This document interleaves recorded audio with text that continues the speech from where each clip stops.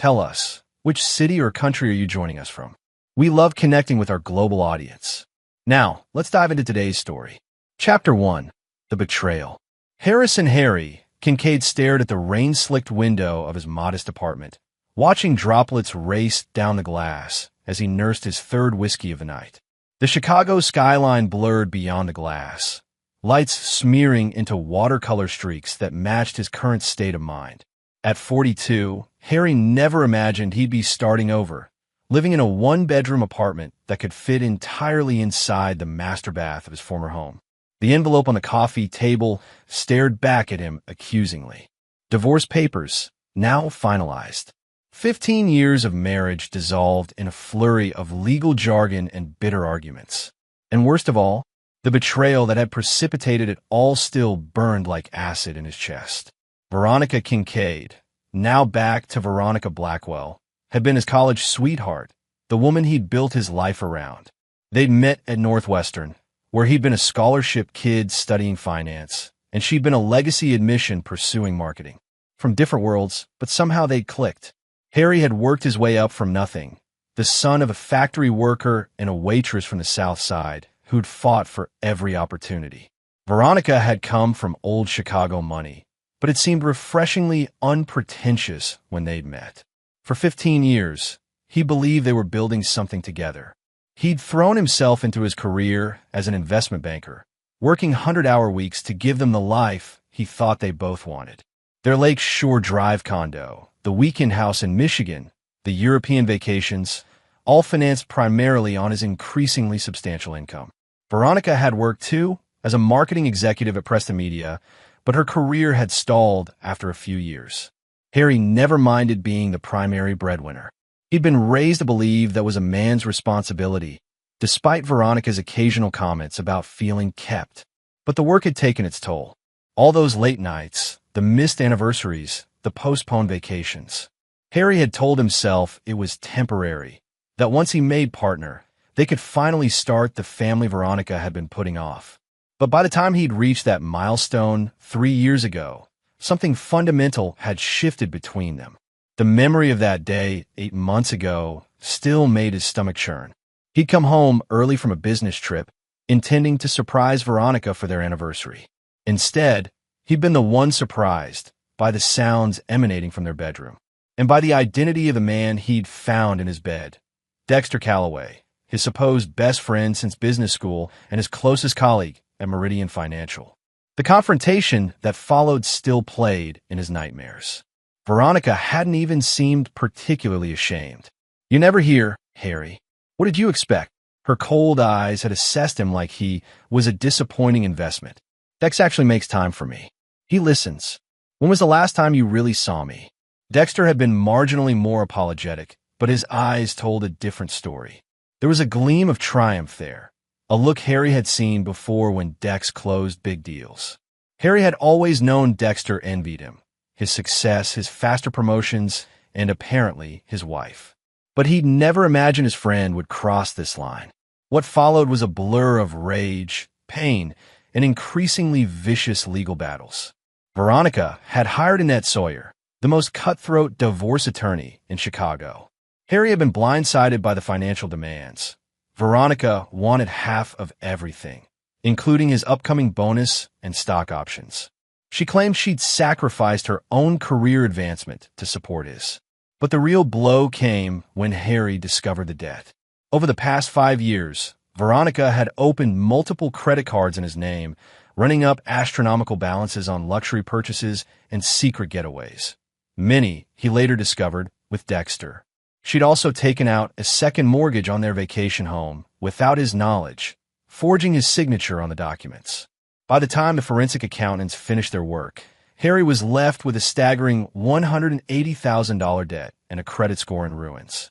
The legal fight that ensued drained what remained of his savings.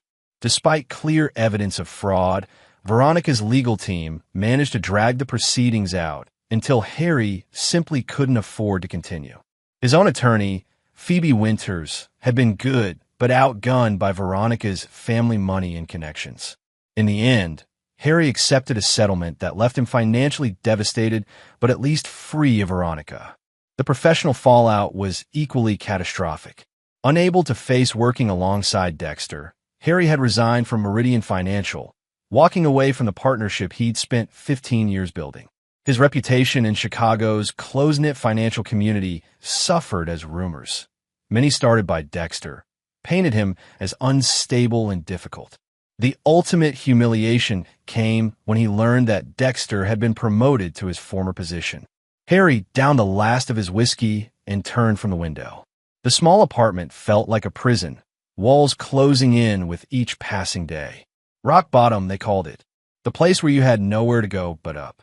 His phone buzzed with a text from Phoebe, who had become something of a friend during the divorce proceedings. Got a lead on something. Breakfast tomorrow, 8 a.m., usual place. Harry texted back a thumbs-up emoji.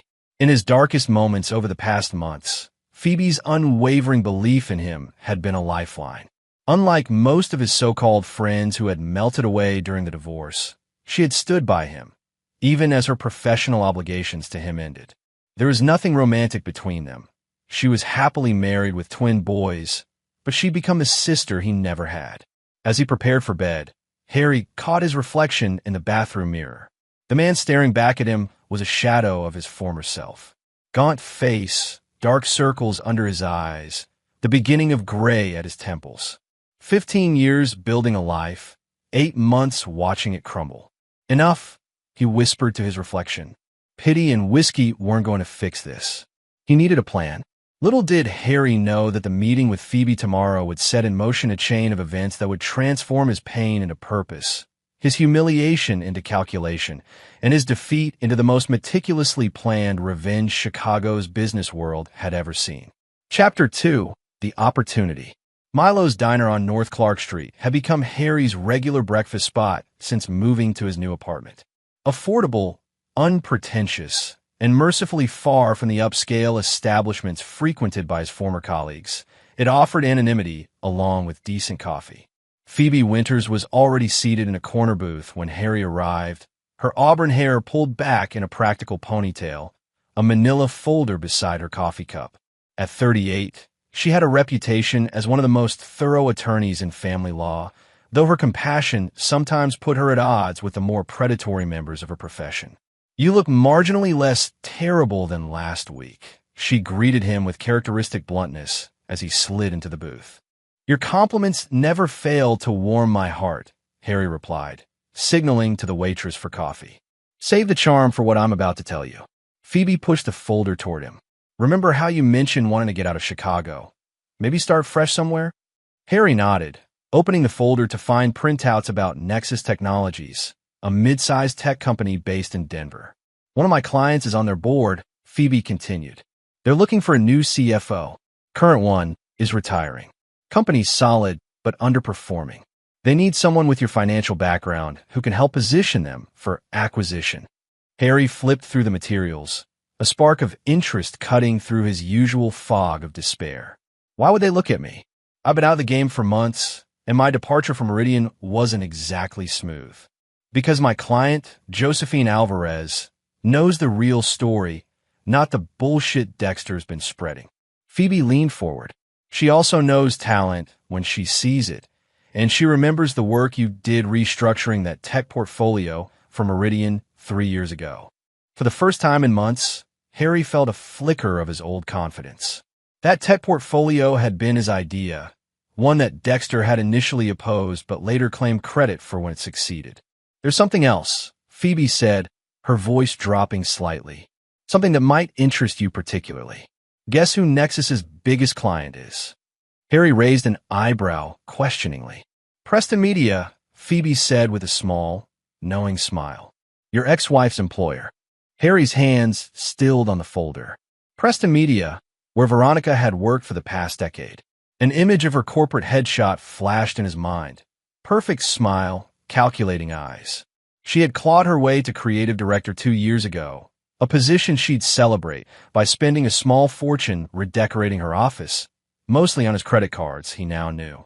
"The connection isn't well known," Phoebe continued. "Preston uses Nexus for their back-end systems. Boring, but essential infrastructure stuff. The contract is up for renewal in 6 months. Harry's mind was already racing, calculating angles and possibilities. Is Josephine expecting me to help them keep the Preston account? Phoebe shrugged.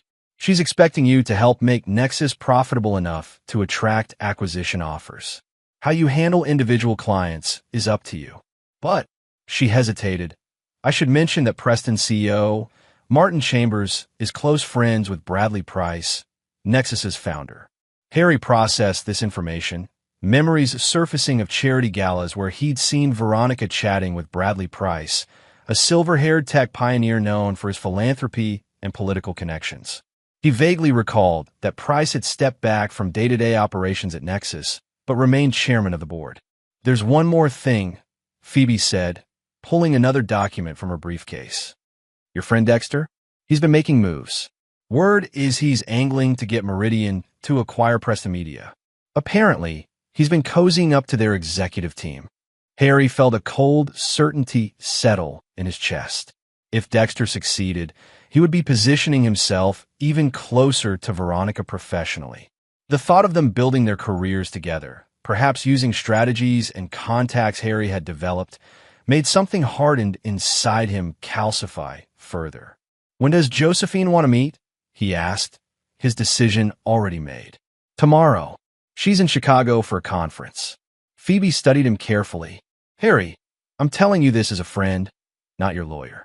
This could be a genuine fresh start. Don't let bitterness cloud your judgment. Harry met her gaze steadily. I appreciate the concern, but I'm fine. I just need to get back in the game. But as they finished breakfast and discussed the logistics of the meeting, Harry's mind was already plotting a course far more complex than a simple career move. For 8 months, he had been reacting to the betrayal, to the divorce, to the financial devastation. Now, for the first time, he saw a path forward, a way to reclaim control. The meeting with Josephine Alvarez the next day went better than Harry dared hope. A no-nonsense woman in her 50s with a background in venture capital. She cut through the pleasantries quickly, addressing the Meridian situation head-on. I know what Callaway's been saying about you, she said bluntly. I also know it's bullshit. The numbers from your division during your tenure speak for themselves. 3 hours and 2 pots of coffee later, Harry had a job offer. CFO of Nexus Technologies, with a relocation package to Denver and a salary that would allow him to begin rebuilding his finances. The position came with significant equity options, standard for tech companies, but a departure from his banking background. We need fresh eyes, Josephine explained. Someone who can see opportunities others miss. That restructuring you did at Meridian for the tech portfolio, that's exactly the kind of thinking Nexus needs. As he left the meeting, Harry made a detour to the public library, where he spent hours researching everything he could find about Nexus Technologies, Preston Media, and the interconnections between the companies. What he discovered confirmed his initial suspicions. Nexus was undervalued but positioned in a sector ripe for consolidation. With the right strategies, it could become an attractive acquisition target or acquirer. 2 weeks later, Harry Kincaid left Chicago for Denver, leaving behind the wreckage of his former life. As his plane took off, he gazed down at the city where he'd experienced his greatest triumphs and most devastating betrayals. He felt something shift inside him, pain crystallizing into purpose.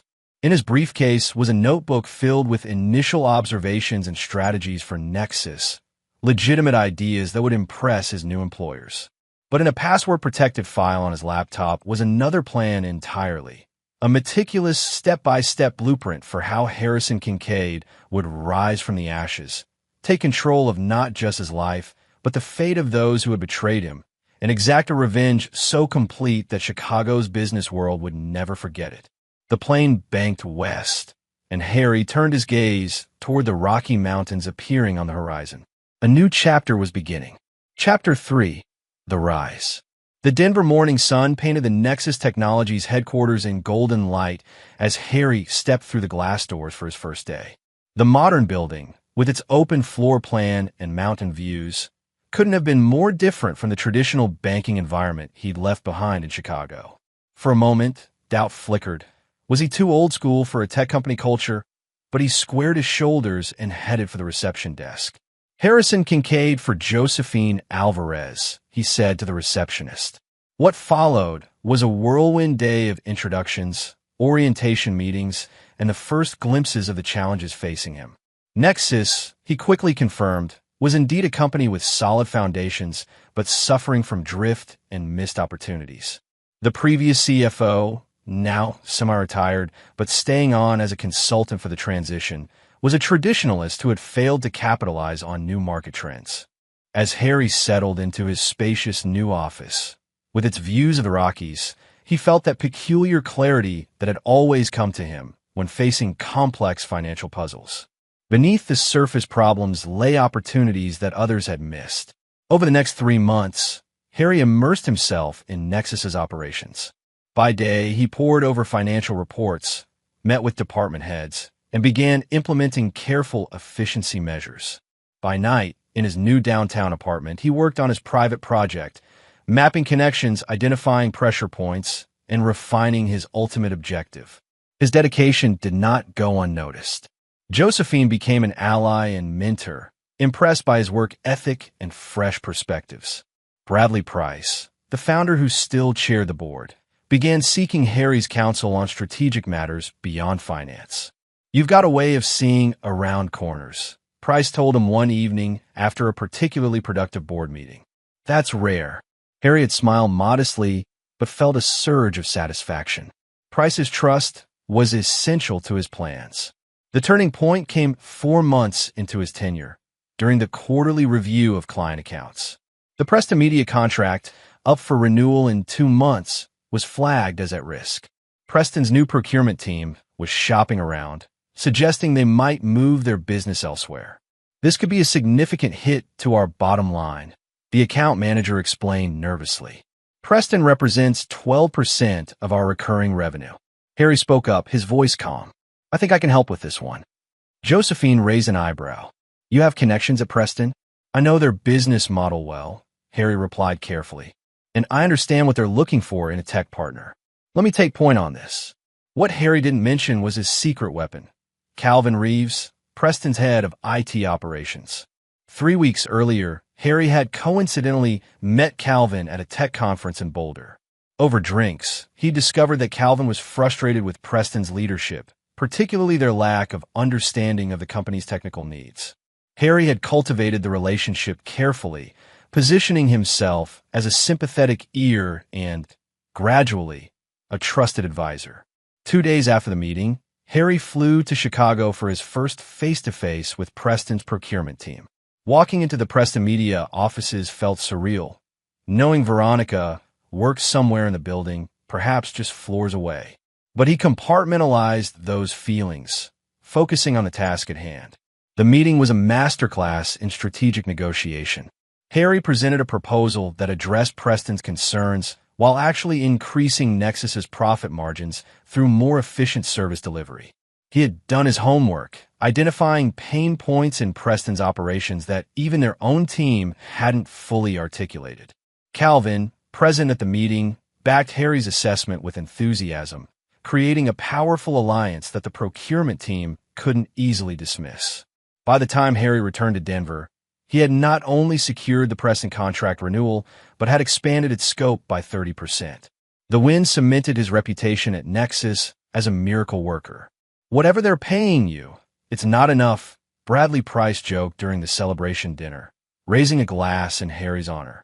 As summer turned to fall in Denver, Harry's influence at Nexus grew exponentially. His financial restructuring plan was showing results, with the company's valuation climbing steadily. He built a loyal team, identifying and promoting talented employees who had been overlooked by previous management. Among them was Zoe Chun, a brilliant systems analyst who became his right hand, impressed by his willingness to listen to ideas from all levels of the organization. Previous management would never have given someone like me a seat at the table, she told him gratefully after he promoted her to Director of Strategic Analysis. Their loss, Harry replied simply. Talent is talent, regardless of age or background. It was a philosophy that earned him fierce loyalty throughout the company. In October, 7 months after joining Nexus, Harry made his boldest move yet. During a strategy retreat in Aspen, he proposed that Nexus should consider acquisitions of its own rather than positioning itself to be acquired. "We've been thinking too small," he told the leadership team, standing before a presentation that laid out his vision. "With our improved financials and the current market conditions, we're in a position to be predators rather than prey."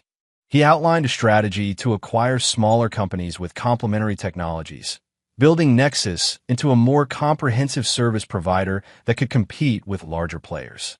The presentation was met with stunned silence, followed by excited discussion. Bradley Price pulled Harry aside afterward. "This is a fundamental shift in direction," he said, studying Harry intently. "You realize this would mean raising significant capital?" Harry nodded. "I've already had preliminary conversations with several investment groups who are interested. No commitments, just taking the temperature." What he didn't mention was that one of those groups was led by Warren Blackwell, Veronica's father, though they had never met in person. The older Blackwell, largely estranged from his daughter after a falling out years ago, had no idea of the connection. Harry had approached him through intermediaries, careful to keep his identity hidden behind layers of professional contacts. "I trust your judgment," Price said finally. "Present the full plan to the board next month."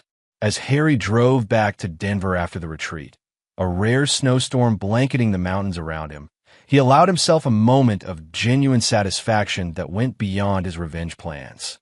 He was good at this, building, creating value, seeing possibilities others missed.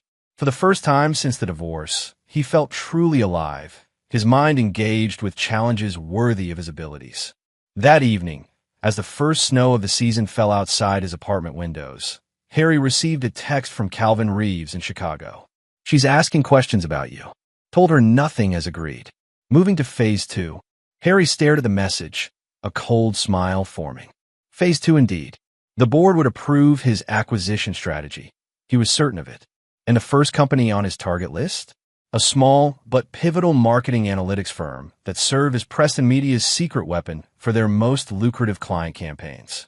His phone buzzed again with another message, this one from an unknown number with a Chicago area code. "Long time no see, stranger.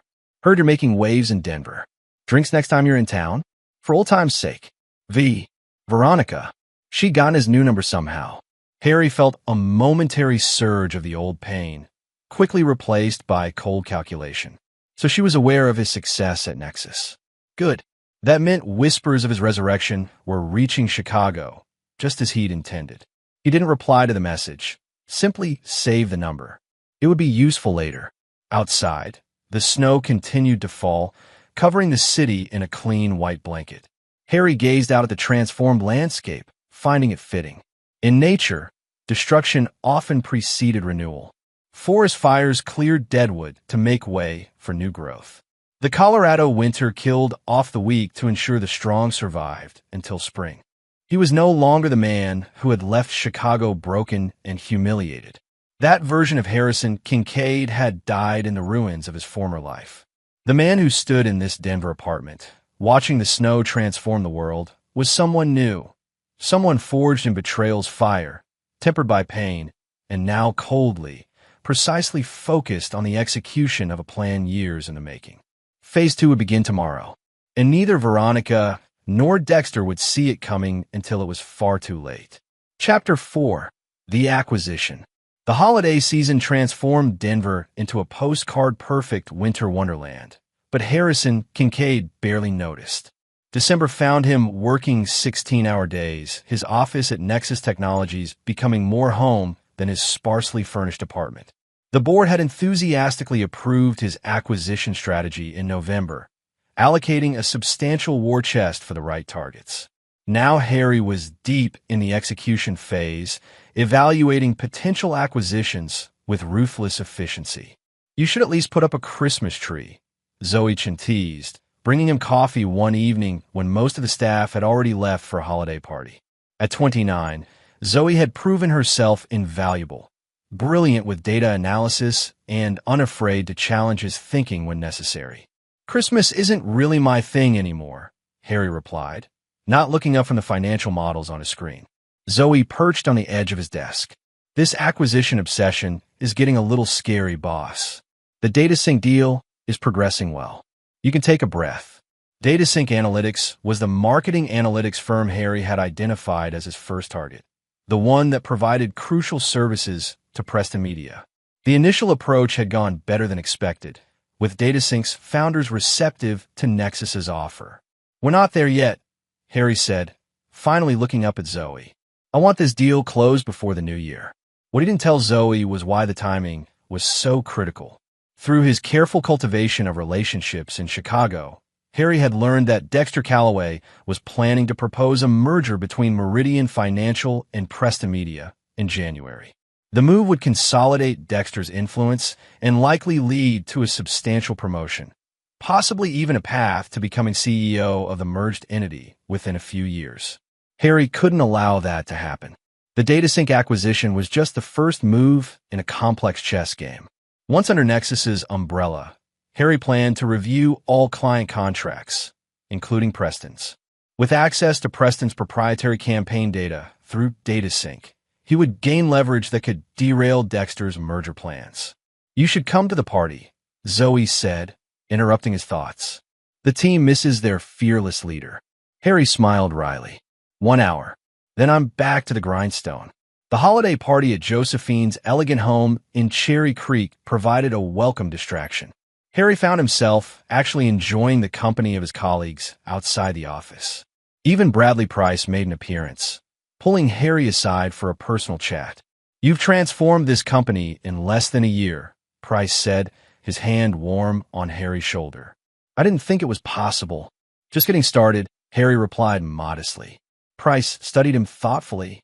"You know, when Josephine first suggested you for the position, I was skeptical. Your background was impressive, but that mess in Chicago raised red flags." He raised a hand to forestall Harry's response. "I'm glad I listened to her. Whatever demons drove you out of Chicago, they've served you. And us, well, if only you knew," Harry thought, maintaining his composed expression. "I'm curious," Price continued, lowering his voice. "This push toward marketing tech acquisitions. Is there a personal angle there? I remember your ex-wife was in marketing." Harry tensed imperceptibly.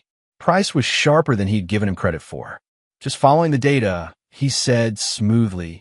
"Marketing tech has the highest growth potential in our sector." Price nodded, seemingly satisfied, but Harry made a mental note to be more careful around him. The older man hadn't built a tech empire by being easily fooled. As January approached, the DataSync deal entered its final stages. Harry flew to Chicago for the closing negotiations, a trip that served multiple purposes. While the legal teams finalized the acquisition paperwork, Harry scheduled a discreet meeting with Warren Blackwell, Veronica's estranged father and the investor he'd been courting for Nexus's expansion capital. The elder Blackwell, now 72, welcomed Harry to his Lake Forest mansion on a bitter cold Chicago afternoon. With silver hair and the same striking blue eyes as his daughter, Warren had a reputation as a brilliant but ruthless investor. The falling out with Veronica, Harry knew, had occurred when she married him rather than the scion of another wealthy family Warren had favored. "Your proposal intrigues me, Mr. Kincaid," Warren said as they sat in his wood-paneled study. "Nexus has shown remarkable growth under your guidance." "We're just getting started," Harry replied, echoing his words to Bradley Price. "The DataSync acquisition is the first step in creating a comprehensive technology ecosystem that will revolutionize how marketing firms operate." Warren studied the proposal documents, his expression revealing nothing.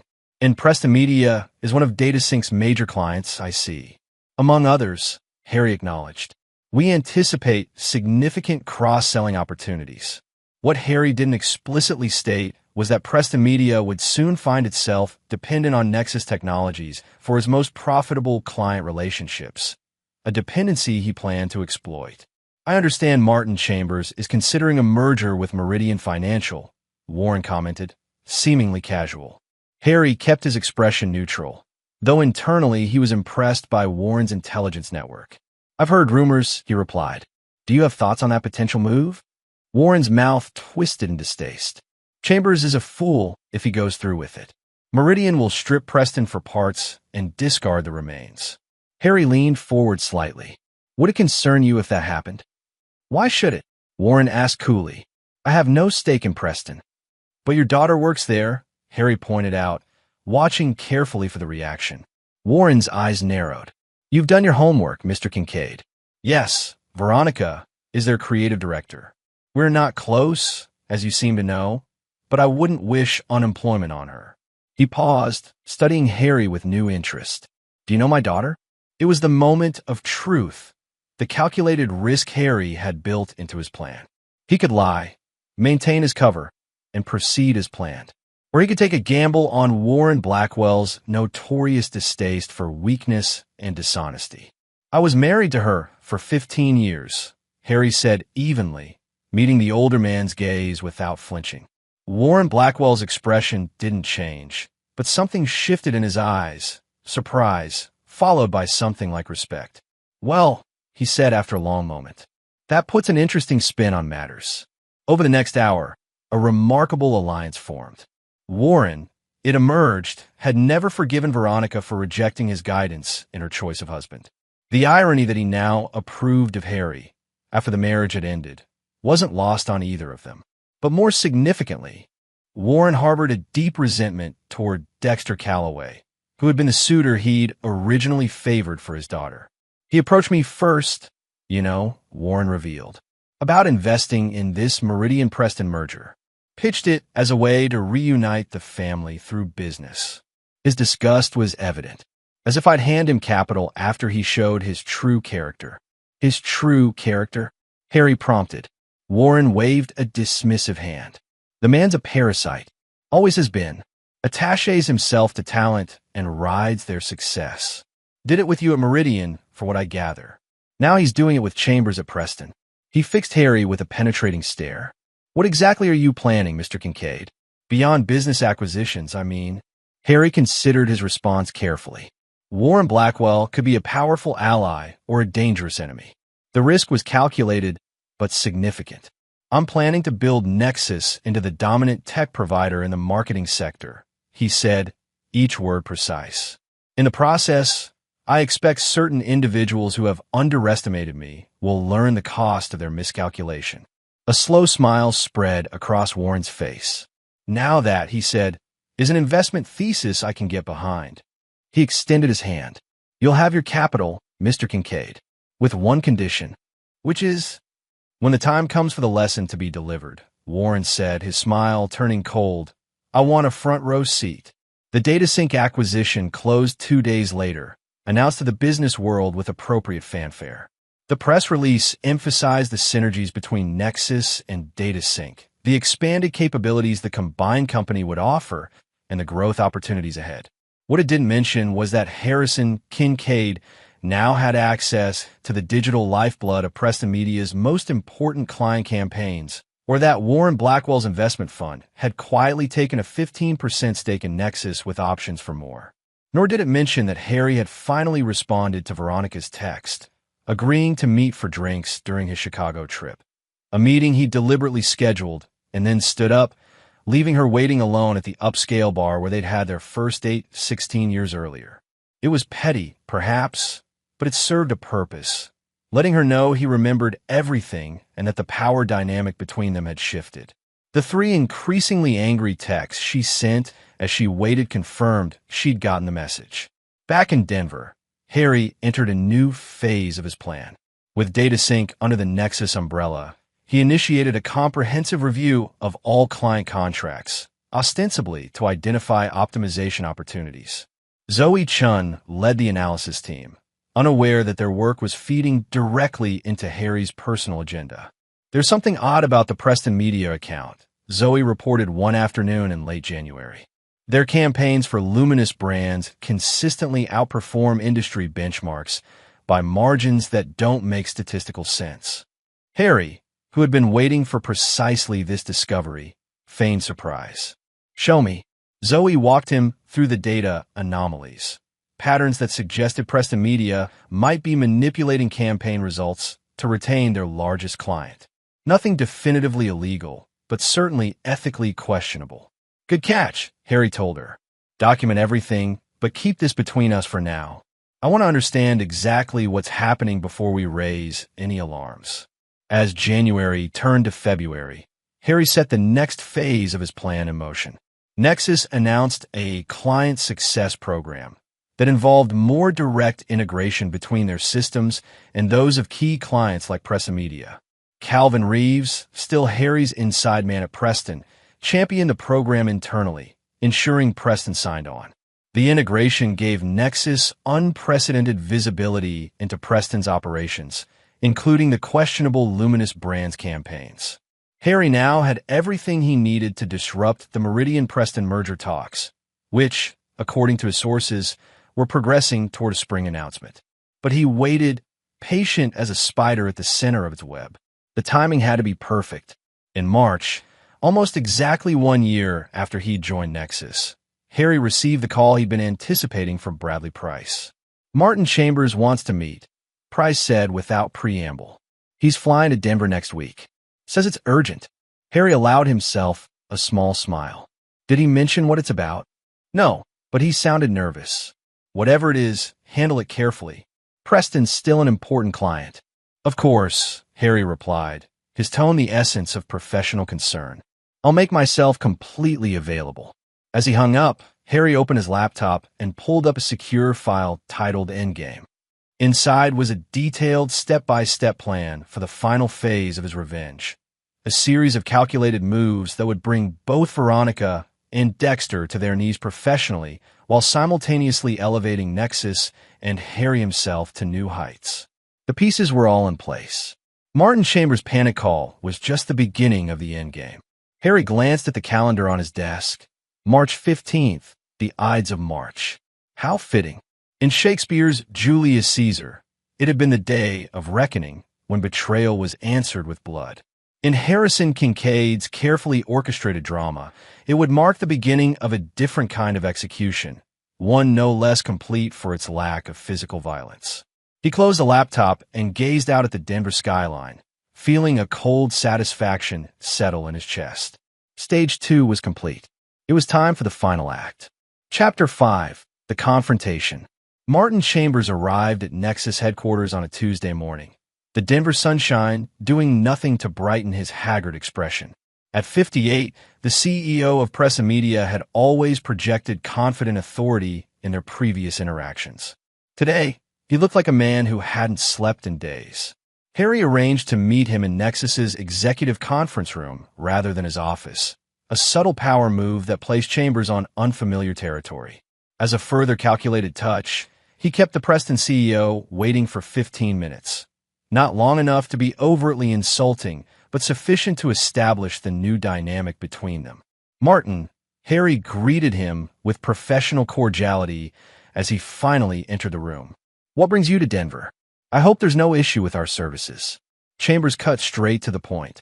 "What exactly do you think you're doing, Kincaid?" Harry raised an eyebrow, the picture of innocence. "I'm afraid you'll have to be more specific." "This integration program," Chambers snapped. "Your people are crawling through our systems, accessing data well beyond what the agreement stipulated." Harry kept his expression neutral. "The integration is proceeding according to the specifications your team approved. If there are concerns, I'm happy to review the parameters." "Don't play games." Chambers leaned forward, his voice dropping. "You know exactly what I'm talking about. The Luminous Brands campaign data." And there it was, the confirmation Harry had been waiting for. Chambers knew they'd discovered the manipulated campaign metrics. "Ah," Harry said, allowing understanding to dawn on his face. "You're referring to the statistical anomalies our analytics team flagged." "Yes, those did raise some questions." Chambers paled slightly.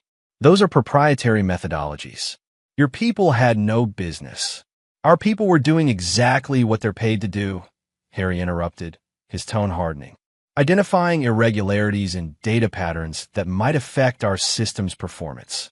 The real question, Martin, is why Preston Media's results for Luminous Brands consistently show engagement rates 30% above verified third-party metrics."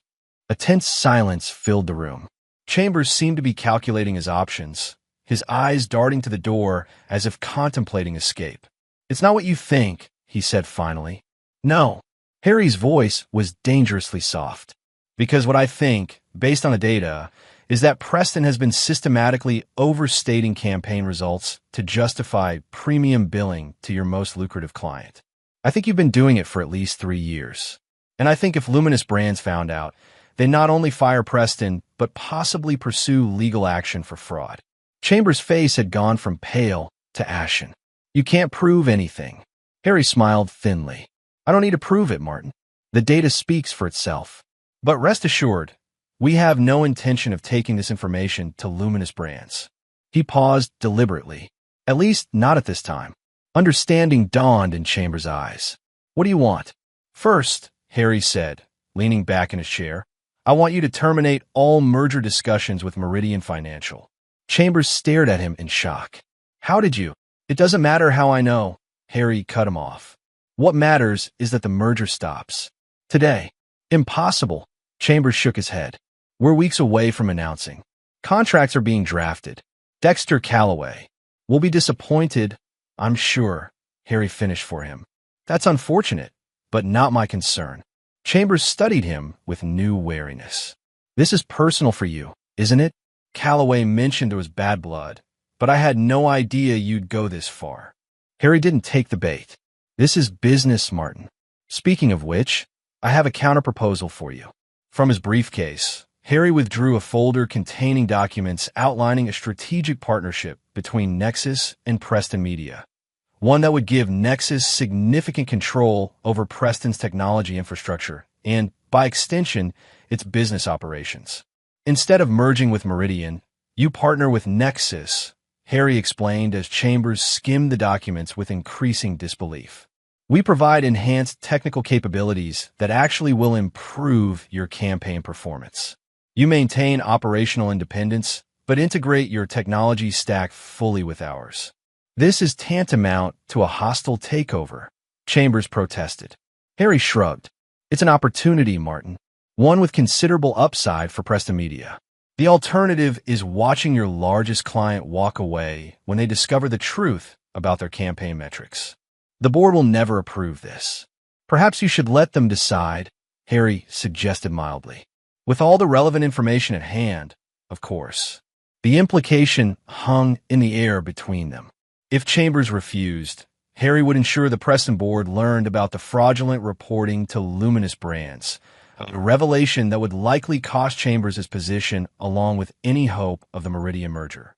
After a long, tense moment, Chambers seemed to deflate. I'll need time to present this properly. Of course, Harry agreed magnanimously. You have 48 hours. Oh, and Martin, this conversation stays between us. If Dexter Calloway gets wind of our discussion, I'll assume you've chosen the alternative path. As Chambers left, visibly shaken, Harry allowed himself a moment of satisfaction before picking up his phone. Warren, he said when the call connected. Phase 1 is complete. Chambers just left. He'll shut down the Meridian talks. Warren Blackwell's dry chuckle came through the line. Well done. How'd he take it? About as expected. Angry, then scared, then resigned. And my daughter? Will she be affected by this shift? Harry hesitated. Despite everything, Warren still occasionally showed flickers of paternal concern. Not immediately. The partnership will actually strengthen Preston's position with her clients. But her relationship with Dexter may experience turbulence. Good, Warren said curtly. She made her choice. Time she lived with the consequences. He paused. Phase 2 begins now. Yes, Harry confirmed. I'll need those introductions we discussed. Consider it done. The Meridian board members in my circle will receive your calls. The next 48 hours unfolded exactly as Harry had anticipated. Martin Chambers, after consulting with Preston's legal counsel, had little choice but to accept Nexus's partnership proposal and terminate the Meridian merger discussions. The announcement sent shockwaves through Chicago's business community. Dexter Calloway, blindsided by the collapse of his carefully orchestrated merger plan, reacted predictably with a furious phone call to Harry. You manipulative bastard, Dexter snarled when Harry answered. I know you're behind this. Hello to you too, Dex, Harry replied calmly. I assume you're calling about the Preston announcement. Don't play innocent. Chambers wouldn't say what happened, but this has your fingerprints all over it. Harry allowed himself to savor the moment. Perhaps Preston simply recognized a better opportunity. Our technology stack is certainly more relevant to their needs than Meridian's financial services. This isn't over, Dexter threatened. You think you can sabotage my deals from your cushy Denver office? I made you, Harrison. Don't forget that. The old Harry might have risen to this bait, might have let anger cloud his judgment. But the man who now sat in the chief financial officer's chair at Nexus Technologies had learned patience. You know, Dex, he said conversationally, I should thank you. What? If you hadn't slept with my wife and helped her destroy me financially, I might never have left Chicago. Never found my true calling here at Nexus. Harry's voice remained pleasant, as if discussing the weather. So in a way, you did me a favor. Dexter's momentary silence spoke volumes. What are you planning, Harry? Planning? I'm just doing my job, Harry replied innocently. Building Nexus into the industry leader it deserves to be. If that occasionally disrupts your plans, well, that's just business, isn't it? After ending the call, Harry immediately phoned Warren Blackwell again. Dexter took the bait. He'll be watching our partnership with Preston, trying to find a way to undermine it. And walking right into your trap, Warren observed with satisfaction. I've arranged the introductions to Meridian's board. First meeting is set for next week in New York. Phase 2 of Harry's plan was perhaps the boldest, using Warren's connections and his own reputation to approach key members of Meridian Financial's board of directors. The objective was not a direct attack on Dexter, but something far more devastating. A stealth campaign to position Nexus for a reverse acquisition of Meridian itself. It was audacious, perhaps even reckless, but Harry had spent months laying the groundwork. Nexus's market value had tripled under his guidance. With Warren Blackwell's investment fund backing them and a strategic partnership with Preston Media adding further credibility, the financial structure was viable. The following week found Harry in New York, meeting discreetly with Meridian board members who had grown increasingly concerned about the company's direction under Dexter's influence. Harry presented them with a vision of Meridian's future that addressed their concerns while promising significant returns, all while casually dropping information that undermined Dexter's position. It's interesting that Callaway pushed so hard for the Preston merger, Harry remarked during one such meeting, especially given what our due diligence revealed about their reporting irregularities with key clients. The board member, a shrewd woman named Lydia Morrison, raised an eyebrow. Reporting irregularities? Harry feigned a moment of regret for having spoken too freely. I shouldn't go into details. Suffice to say, our partnership agreement with Preston includes substantial oversight of their client reporting processes. It was a non-negotiable point for us. The implication was clear. Dexter had either missed critical problems during his merger due diligence or, worse, had known about them and proceeded anyway. Either scenario reflected poorly on his judgment. Similar conversations with other board members over the following weeks gradually eroded Dexter's standing. Meanwhile, Harry continued to build Nexus's value through additional strategic acquisitions and partnerships, each one bringing them closer to the financial position needed for the ultimate move. The confrontation Harry had been both dreading and anticipating finally came in late April, when Veronica Blackwell Kincaid appeared unannounced at his Denver office. Your assistant doesn't seem to think you'll want to see me, she said from the doorway, still striking at 40 with her raven hair and calculating blue eyes. But I think we're overdue for a conversation, don't you? Harry gestured for her to enter, his face revealing nothing of the turbulent emotions her presence stirred. Veronica, this is unexpected. She closed the door behind her and took a seat without being invited, crossing her legs elegantly. She wore an expensive designer suit that Harry recognized, one of the many purchases that had contributed to his financial ruin. Quite the Phoenix act you've pulled off, she observed, glancing around his office appreciatively. CFO of the company that now essentially controls Preston. Very impressive. What do you want, Veronica? Harry asked directly. She smiled, the expression not reaching her eyes. Clarity. Dexter is convinced you're orchestrating some elaborate revenge scheme. I told him that's giving you too much credit. Her gaze sharpened. But here you are, systematically dismantling the merger he spent a year building, turning my company into a subsidiary of yours, and apparently courting my father, of all people. Harry kept his expression neutral. Business decisions, nothing more. Your connection to Preston is irrelevant. Bullshit, she said flatly. This is personal, and we both know it. Does it matter? Harry countered. The results are the same, either way. Veronica leaned forward slightly. It matters to me. I want to know if I should be worried about my position at Preston. And there it was, the real reason for her visit. Not confrontation or reconciliation, but self-preservation. Typical Veronica, always looking out for number one. Your position at Preston is secure, Harry told her. Creative talent is valuable, regardless of personal history. She studied him, skepticism evident. Just like that, no payback for what happened between us. Harry met her gaze steadily. What happened between us is in the past. I moved on. To destroying Dexter instead, she pressed. I'm building Nexus, Harry corrected her. If that creates challenges for Dexter, that's unfortunate, but not my primary concern. Veronica's laugh was brittle. You never could lie convincingly, Harry. Not to me. She stood, smoothing her skirt. Whatever you're planning, just remember that Dexter isn't as easy to outmaneuver as you might think. He's got powerful allies. So do I, Harry replied simply.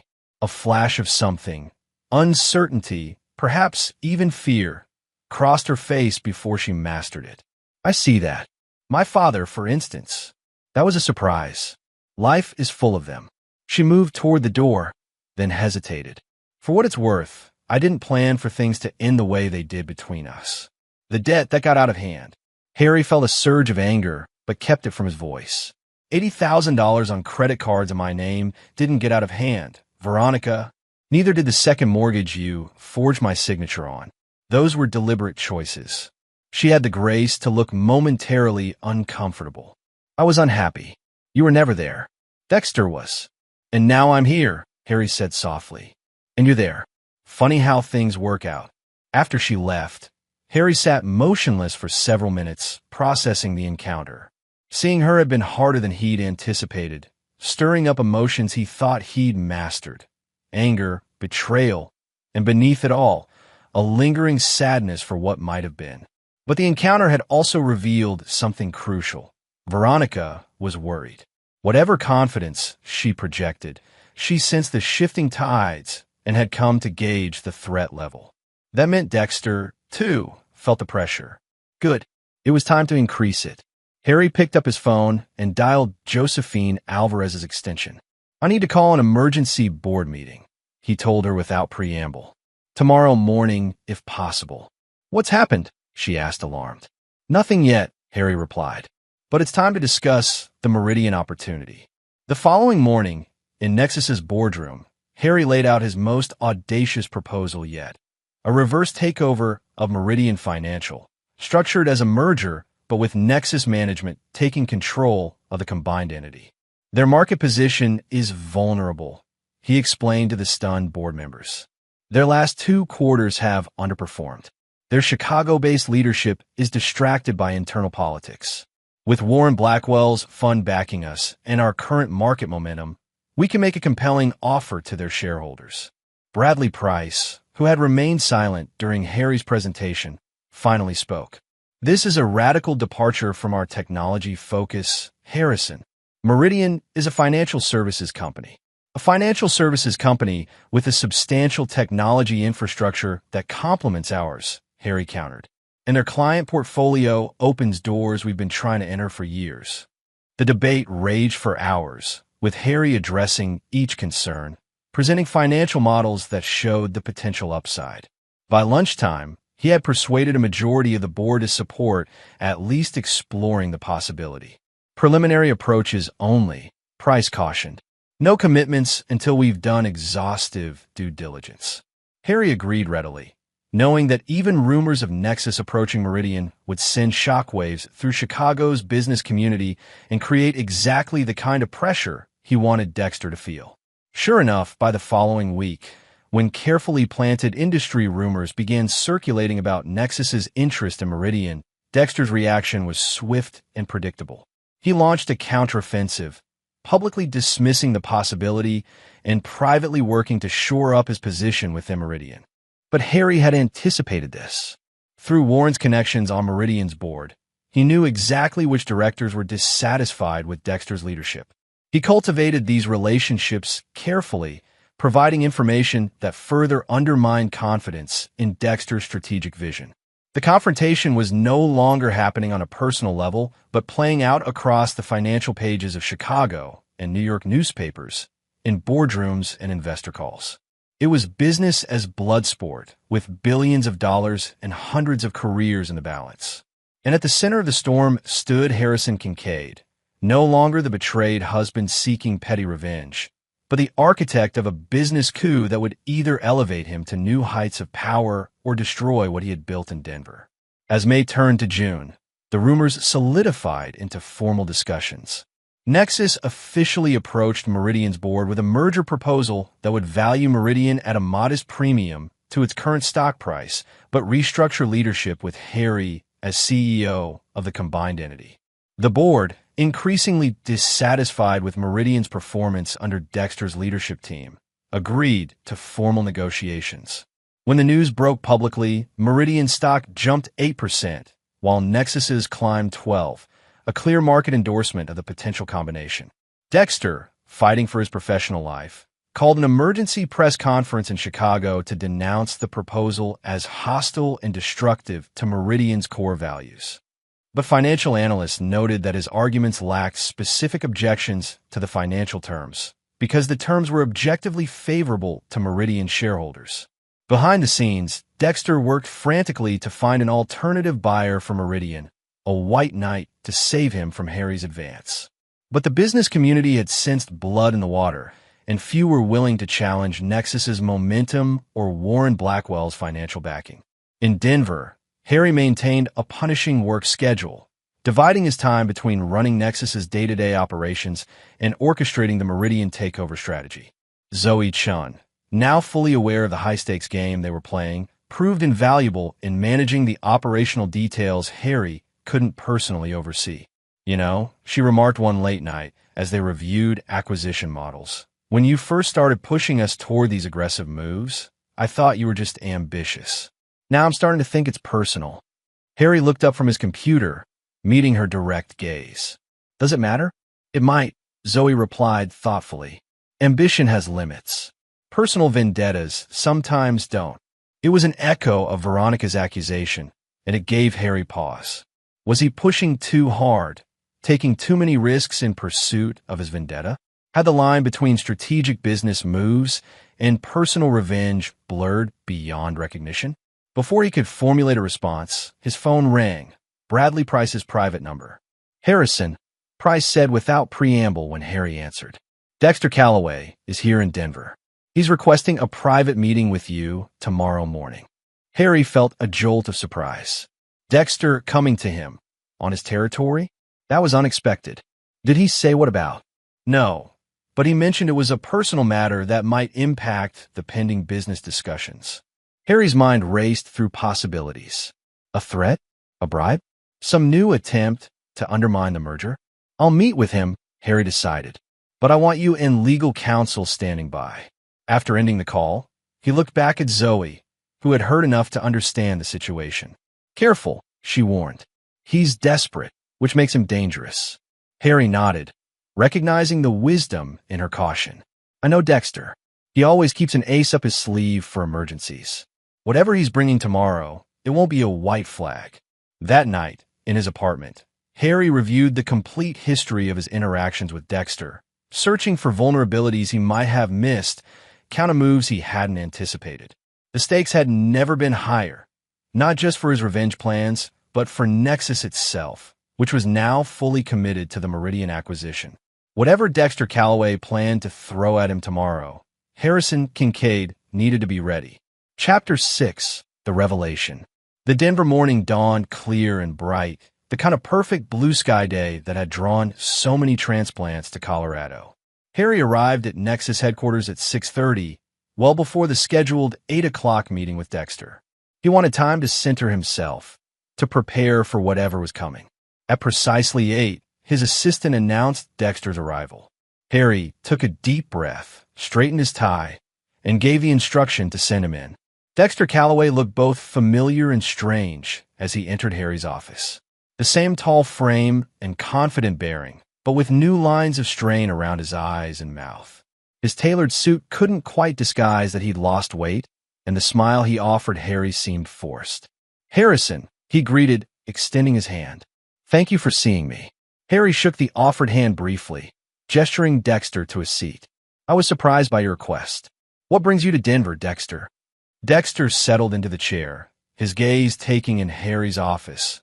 The tasteful art, the spectacular mountain view, the subtle displays of Nexus's recent successes. "Impressive operation you've built here," he commented. "A far cry from the broken man who left Chicago last year." Harry said nothing, waiting. After a moment, Dexter sighed. "I'll get to the point. This merger you're pursuing, it needs to stop. That's why you flew to Denver? To make demands." Harry raised an eyebrow. "The merger discussions are proceeding with the full support of both boards. Your opposition has been noted and dismissed." "It's not a demand," Dexter clarified. "It's a warning. There are aspects to this situation you're not aware of." Harry leaned back slightly in his chair. "Such as?" Dexter reached into his briefcase and withdrew a manila folder.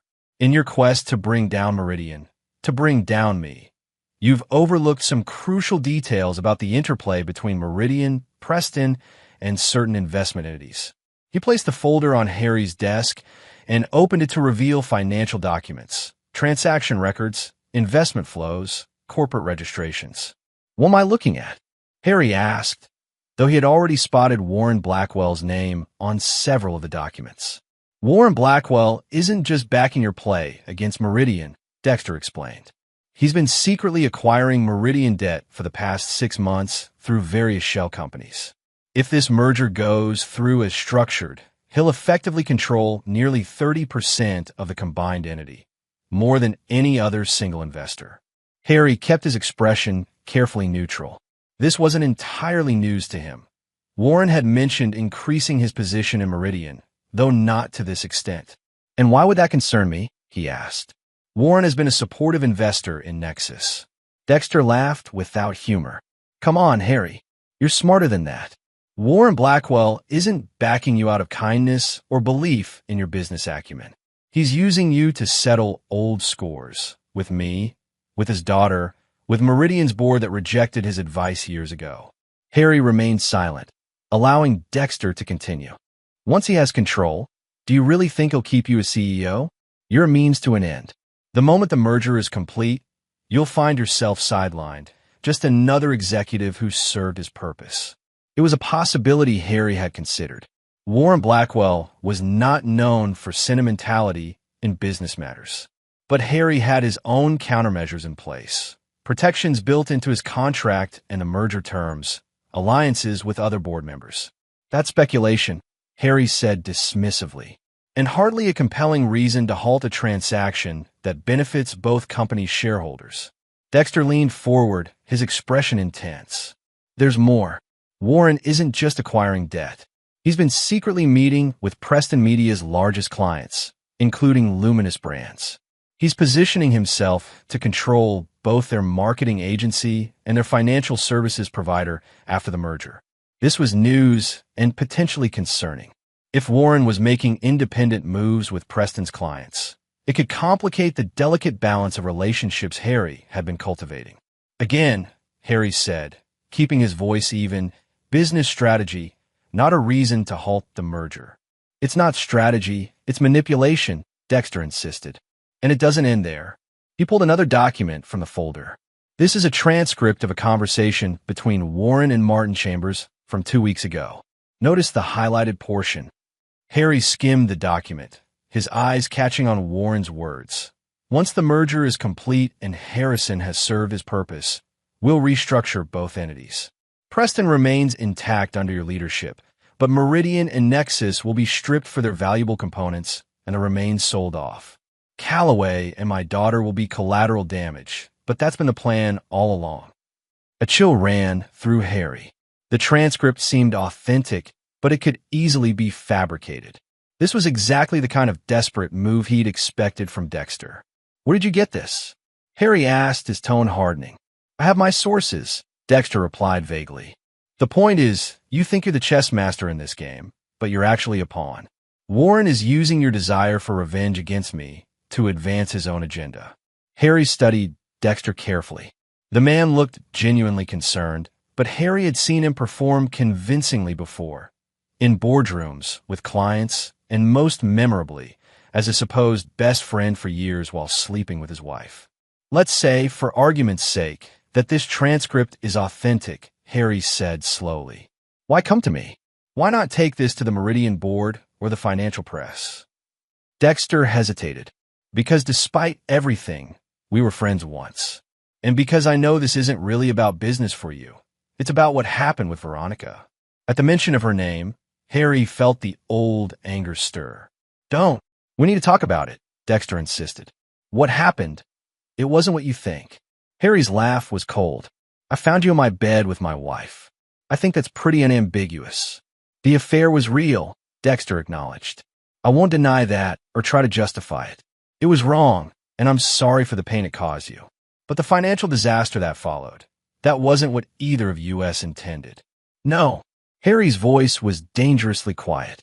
"The $180,000 in debt, the forged documents, the vicious divorce that left me financially ruined while you got a promotion and my wife, that was all just an unfortunate accident." Dexter looked genuinely uncomfortable. "The debt was real, but it wasn't about hurting you. Veronica has problems. Shopping addiction, mainly. It started small, a few credit cards, some online purchases. By the time I realized how bad it had gotten, she was in deep. The forged mortgage was her idea, a desperate attempt to cover the debts before you found out." Harry stared at him in disbelief. "You expect me to believe you didn't know? That you weren't complicit?" "I knew about some of it," Dexter admitted. "Not the full extent. When you discovered everything after finding us together, it spiraled out of control. Veronica panicked, hired Annette Sawyer, and went for the scorched earth approach." Harry's mind was racing, reassessing events in light of this new information. Could it be true? Veronica had always been impulsive with money, even early in their marriage. And there had been times when purchases would appear, beautiful clothes or artwork she couldn't quite explain within their budget. "Even if what you're saying is true," Harry said finally, "it doesn't change what happened. You betrayed me, both of you. The financial devastation just added insult to injury." "I'm not asking for forgiveness," Dexter replied. "God knows I don't deserve it. I'm asking you to consider whether this path you're on, this alliance with Warren Blackwell, this all-consuming quest to destroy Meridian, is really about justice or just about pain." A heavy silence fell between them.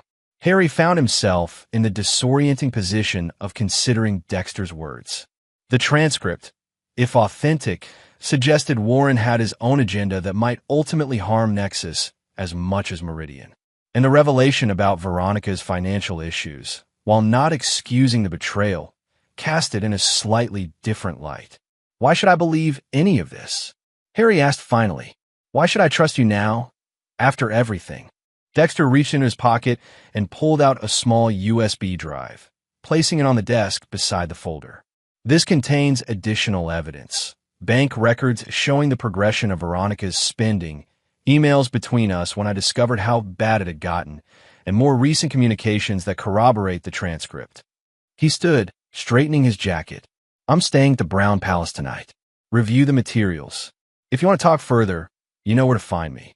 As Dexter turned to leave, Harry called after him. "If Warren is playing both sides as you claim, why hasn't he eliminated you from Meridian yet? He certainly has the influence." Dexter paused at the door. "Because I'm useful to him while this merger is pending. I'm the villain in the story, the incompetent executive that justifies Nexus's takeover." His smile was bitter. "Once the deal closes, I'll be the first casualty. You, I suspect, will be the second." After Dexter left, Harry sat motionless, staring at the folder and USB drive on his desk. His mind was in turmoil, years of certainty about what had happened and who was responsible suddenly thrown into question. He picked up his phone and dialed Zoe Chen's extension. "I need you to clear my schedule for the day." And find me everything we have on Warren Blackwell's recent investments, particularly any connections to Preston Media's clients. Next, he called Phoebe Winters in Chicago. Though they spoke less frequently now that Harry was established in Denver, she remained someone he trusted implicitly. "I need a favor," he told her when she answered. "Confidentially, I need you to verify some financial records related to my ex-wife. And I need it yesterday." For the rest of the day, Harry holed up in his office, reviewing the materials Dexter had provided and cross-referencing them with information from his own sources. The picture that emerged was disturbing. Warren Blackwell, it seemed, had indeed been making moves far more extensive than he disclosed to Harry. The transcript's authenticity couldn't be confirmed, but financial records showed patterns consistent with the strategy outlined in it. Most concerning was evidence that Warren had recently established a private equity fund specifically designed to acquire distressed assets. Exactly the position Meridian and Nexus might find themselves in if the merger went badly. Late that evening, his phone rang with a call from Phoebe. "I can't give you details without violating privilege," she said without preamble. "But I can tell you that Veronica was in treatment for compulsive spending for several months last year. The timeline matches what you asked me to check." Harry thanked her and hung up, his world tilting further. If Veronica had been in treatment, it lent credibility to Dexter's claim that her financial misconduct stemmed from addiction rather than malice. It didn't excuse the betrayal, but it complicated the narrative he'd built in his mind. As midnight approached, Harry found himself doing something he never expected, dialing Dexter's hotel room. "We need to talk," he said when Dexter answered. "Not about the past, but about Warren Blackwell and what he's really planning." The next morning found an unlikely alliance forming in Harry's office. Himself and Dexter Calloway, once friends, then bitter enemies, now cautiously united against a common threat.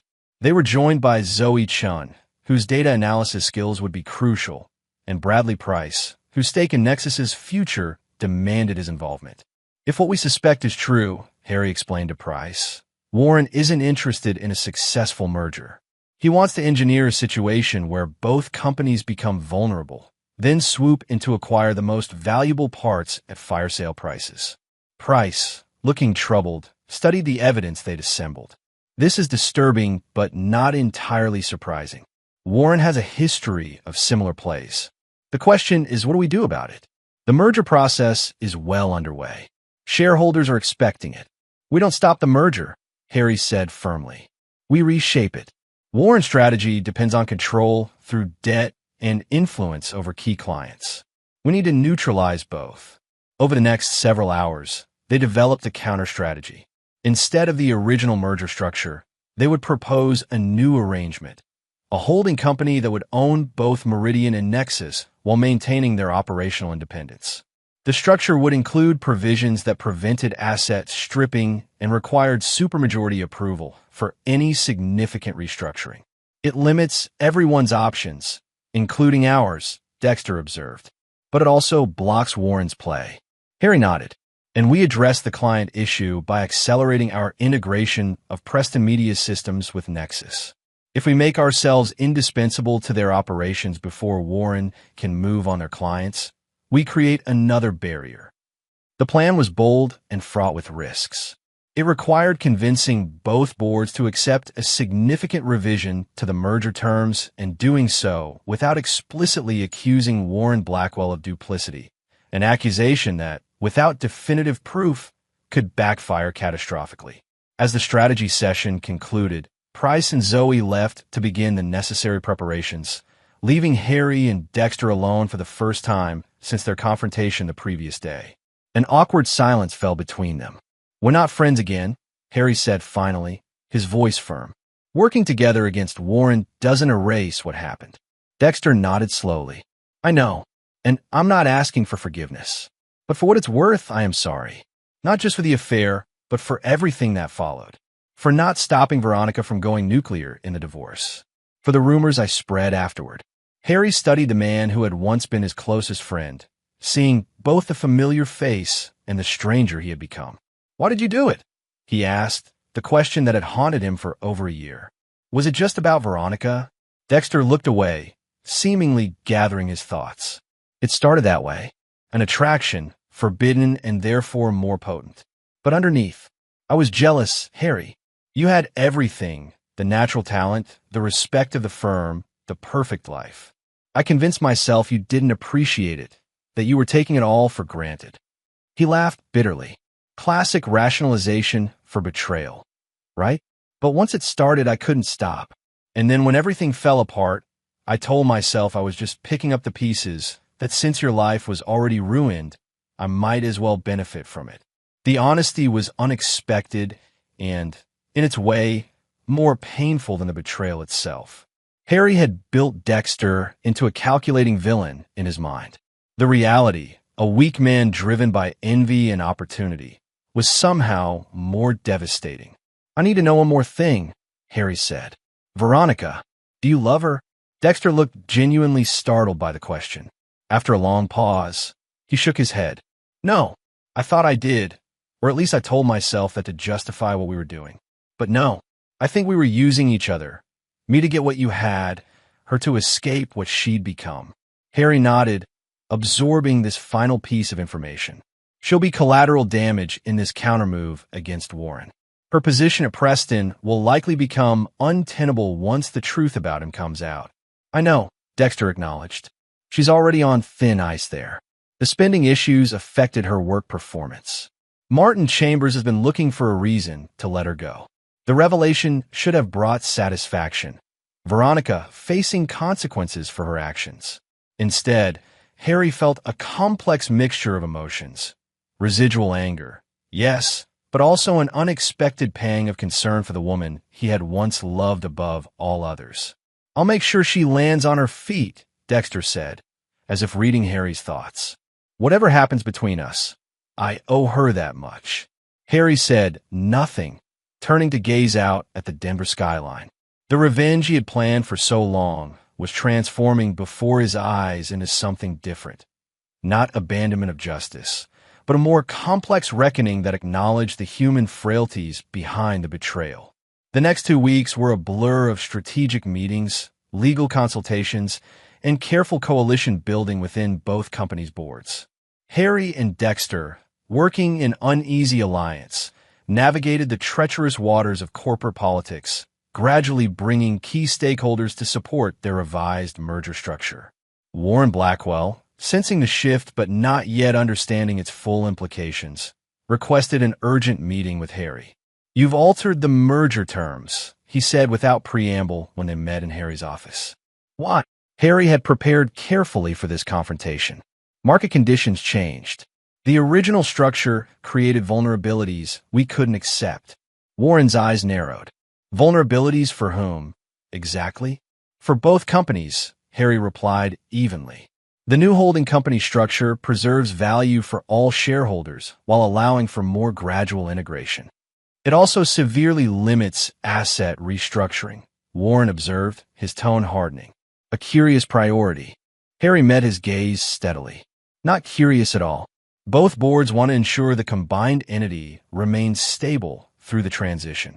Standard corporate governance. Warren studied him, calculation evident in his expression.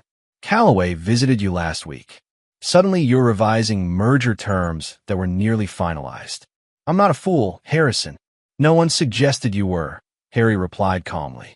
The revisions benefit all shareholders, including your fund.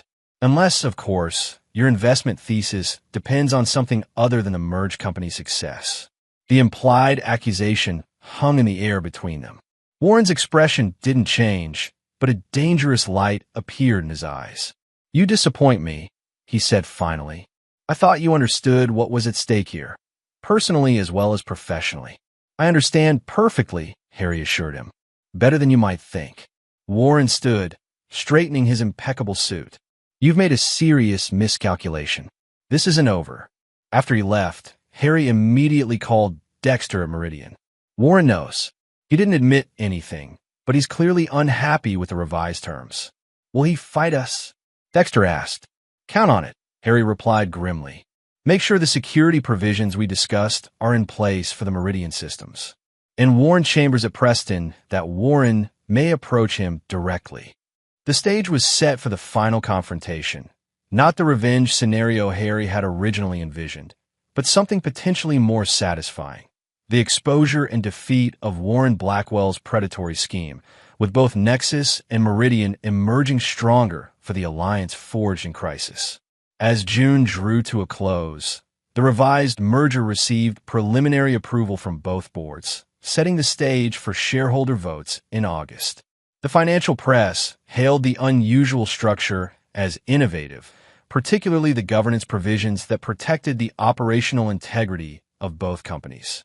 What none of the analysts yet recognized was that beneath the surface, a battle for control was raging, one that would determine not just the fate of the merger, but the professional futures of everyone involved. Harry, standing at the center of the storm he had helped create, found himself in an unexpected position, fighting not for revenge, but for redemption, not just for himself, but for the companies and people whose lives had become entwined with his quest for justice. The final act was about to begin, and its conclusion would surprise everyone involved. Chapter 7. The Counterattack. July in Denver brought sweltering heat and the calm before the storm. With the shareholder votes on the revised merger structure just weeks away, Harry maintained a punishing schedule, dividing his time between running Nexus's day-to-day operations and shoring up support for the deal. Warren Blackwell had gone ominously quiet since their confrontation, making no public moves against the revised merger terms. But Harry wasn't fooled by the silence. Warren was a patient predator, and his counterattack, when it came, would be calculated for maximum impact. Still nothing from the Blackwell camp? Zoe asked one evening as they reviewed the latest shareholder sentiment analysis.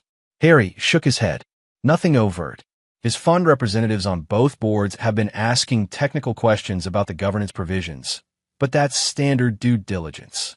Too quiet, Zoe muttered. He's planning something. Harry was inclined to agree. Warren hadn't built his fortune by accepting defeat, especially not at the hands of his former son-in-law and a man he considered a traitor to his daughter. The first hint of Warren's strategy came 3 days later when Harry received an urgent call from Martin Chambers at Presta Media. "We've got a situation," Chambers said, his voice tight with stress. Luminous Brands is threatening to pull their business. Their CEO says they've received an interesting proposal from a new marketing tech consortium that can better serve their needs. Harry felt a chill despite the summer heat. "Let me guess. The consortium is backed by Warren Blackwell's fund." "How did you know?" Chambers sounded surprised. "Because it's the move I would make in his position," Harry replied grimly. "He's trying to undermine the value proposition of the merger by attacking our client relationships." After reassuring Chambers and outlining a counter-strategy for retaining Luminous Brands, Harry called an emergency meeting with his crisis team. Zoe, Bradley Price, and via secure video link from Chicago, Dexter Calloway. "Warren's making his move," Harry explained. "He's targeting key clients, starting with Luminous Brands at Preston. We need to assume he'll go after Meridian's major accounts next." "Classic destabilization strategy," Dexter observed. "If enough major clients get nervous about the merger, shareholders will lose confidence in the projected revenue models and vote against the deal." Price finished, looking troubled. "Or demand revisions that would remove the protections we've built in." "Exactly," Harry confirmed. "We need to get ahead of this." "Zoe, I want a complete vulnerability assessment. Which clients are most at risk? What unique value propositions can we emphasize to keep them on board?" As Zoe nodded and began taking notes, Harry turned to Dexter. "You need to personally reach out to Meridian's top 20 clients. Reassure them that the merger will enhance services, not disrupt them. Offer fee guarantees if necessary." The team sprang into action, implementing a comprehensive client retention strategy that combined reassurance, incentives, and accelerated delivery of previously promised innovations. Harry personally joined calls with several key accounts, leveraging his financial expertise to demonstrate how the merged entity would better serve their needs. But Warren's attack wasn't limited to client relationships. 3 days after the Luminous Brand situation, a concerning story appeared in the Financial Times. Quoting sources close to the merger discussions, who raised questions about the financial projections underlying the deal. These calculations assume cost synergies that may be unrealistic given the company's different operational models, the anonymous source claimed. The governance structure, while innovative, introduces inefficiencies that could significantly reduce shareholder value. The article, while carefully couched in speculation, had Warren's fingerprints all over it. The timing was deliberate, late enough in the process to sow doubt, but early enough to allow the uncertainty to spread before the shareholder votes. Harry's phone rang shortly after the article appeared online. It was Phoebe Winters from Chicago. "Have you seen it?" she asked without preamble. "The Financial Times piece?" "Yes." Warren's opening salvo. "It's more than that," Phoebe replied. "I've heard rumors that certain influential Meridian shareholders received detailed analysis packages yesterday, supposedly independent assessments that question the merger's value." Harry cursed softly. Warren was attacking on multiple fronts, targeting not just clients, but shareholders directly. "Can you give me copies of these packages?" "Working on it," Phoebe assured him. "But there's something else. Veronica called me this morning." That caught Harry by surprise. "Veronica? Why would she call you?" "Because she's scared," Phoebe said bluntly. Apparently, her father paid her a visit last night. He offered to help her financially, clear all her debts, set up a trust fund, on one condition. "Let me guess," Harry said grimly, "that she publicly opposed the merger. Worse, he wants her to make public statements about your mental state during the divorce. Claims of erratic behavior, vengeful tendencies, financial irresponsibility. Anything to paint you as unstable and unreliable." The calculated cruelty of it took Harry's breath away. Warren was willing to use his own daughter as a weapon, exploiting both her financial vulnerability and her complicated history with Harry to derail the merger. "What did she say?" Harry asked, surprised to find himself concerned about Veronica's response. "She refused," Phoebe replied, a note of reluctant admiration in her voice. "Said she'd done enough damage already and wouldn't be part of her father's schemes. That's when she called me. Want to know if you were aware of what Warren was planning." Harry processed this unexpected development. Veronica, despite everything, had drawn a line. It didn't erase the past, but it suggested a complexity to her character that he had forgotten in his focus on revenge. "Tell her." He hesitated, unsure what message to send to the woman who had once been the center of his world, and then the architect of its destruction. "Tell her I appreciate the warning, and that she should be careful. Warren won't take her refusal well." After ending the call, Harry sat for a long moment, recalibrating his understanding of the situation. Warren was proving even more ruthless than anticipated, willing to sacrifice his own daughter in his quest for control. It suggested a desperation that was both concerning and potentially useful. The next blow came that afternoon in the form of a letter from the SEC, informing Nexus that they had received a whistleblower complaint alleging accounting irregularities in the company's recent quarterly reports. The letter was preliminary, simply notifying Nexus of the investigation rather than making specific accusations, but the timing left little doubt about its origin. "This is a classic delaying tactic," Bradley Price fumed when Harry showed him the letter. "Even if the investigation finds nothing, which it won't, because there's nothing to find, it creates uncertainty that could push the shareholder votes past the critical window." Harry nodded grimly. The merger agreement included a termination clause if the deal wasn't closed by October 1st. Warren was trying to run out the clock. "We need a counterpunch," Harry decided. "Not just defend against these attacks, but go on the offensive." That evening, Harry convened a war council in his apartment, away from potential corporate eavesdroppers. Zoe Chun, Bradley Price, and Dexter Calloway, who had flown in from Chicago, gathered around Harry's dining table, along with Phoebe Winters and, surprisingly, Calvin Reeves from Preston Media's IT department. "Warren's strategy is clear," Harry began. "Attack client relationships, undermine shareholder confidence, create regulatory delays, and potentially use Veronica to question my fitness to lead the merged entity. Classic siege warfare," Dexter observed. "Cut off supplies, isolate the target, then wait for surrender." "Exactly," Harry agreed. And our defense so far has been reactive, shoring up client relationships, reassuring shareholders, cooperating with the SEC investigation. But that's not enough. We need to change the dynamics of this conflict. How? Price asked. Warren has massive resources and decades of business connections. He's playing a game he's mastered over 40 years. By changing the rules, Harry replied, a cold determination in his voice. Warren's strategy depends on time and information asymmetry. He moves in the shadows, using proxies and cutouts to distance himself from the attacks. We need to drag him into the light. Over the next several hours, they developed a counter-strategy as bold as it was risky. Instead of continuing to fight a defensive battle on multiple fronts, they would concentrate their resources on a single, decisive thrust, exposing Warren's true agenda and the methods he was employing to advance it. Calvin Reeves, the IT specialist who had been Harry's inside man at Preston, would be crucial to the plan. Through his position, he had access to digital communications that could prove Warren's direct involvement in the attacks on the merger. It's legally gray, Phoebe warned. Using internal communications this way could violate privacy laws.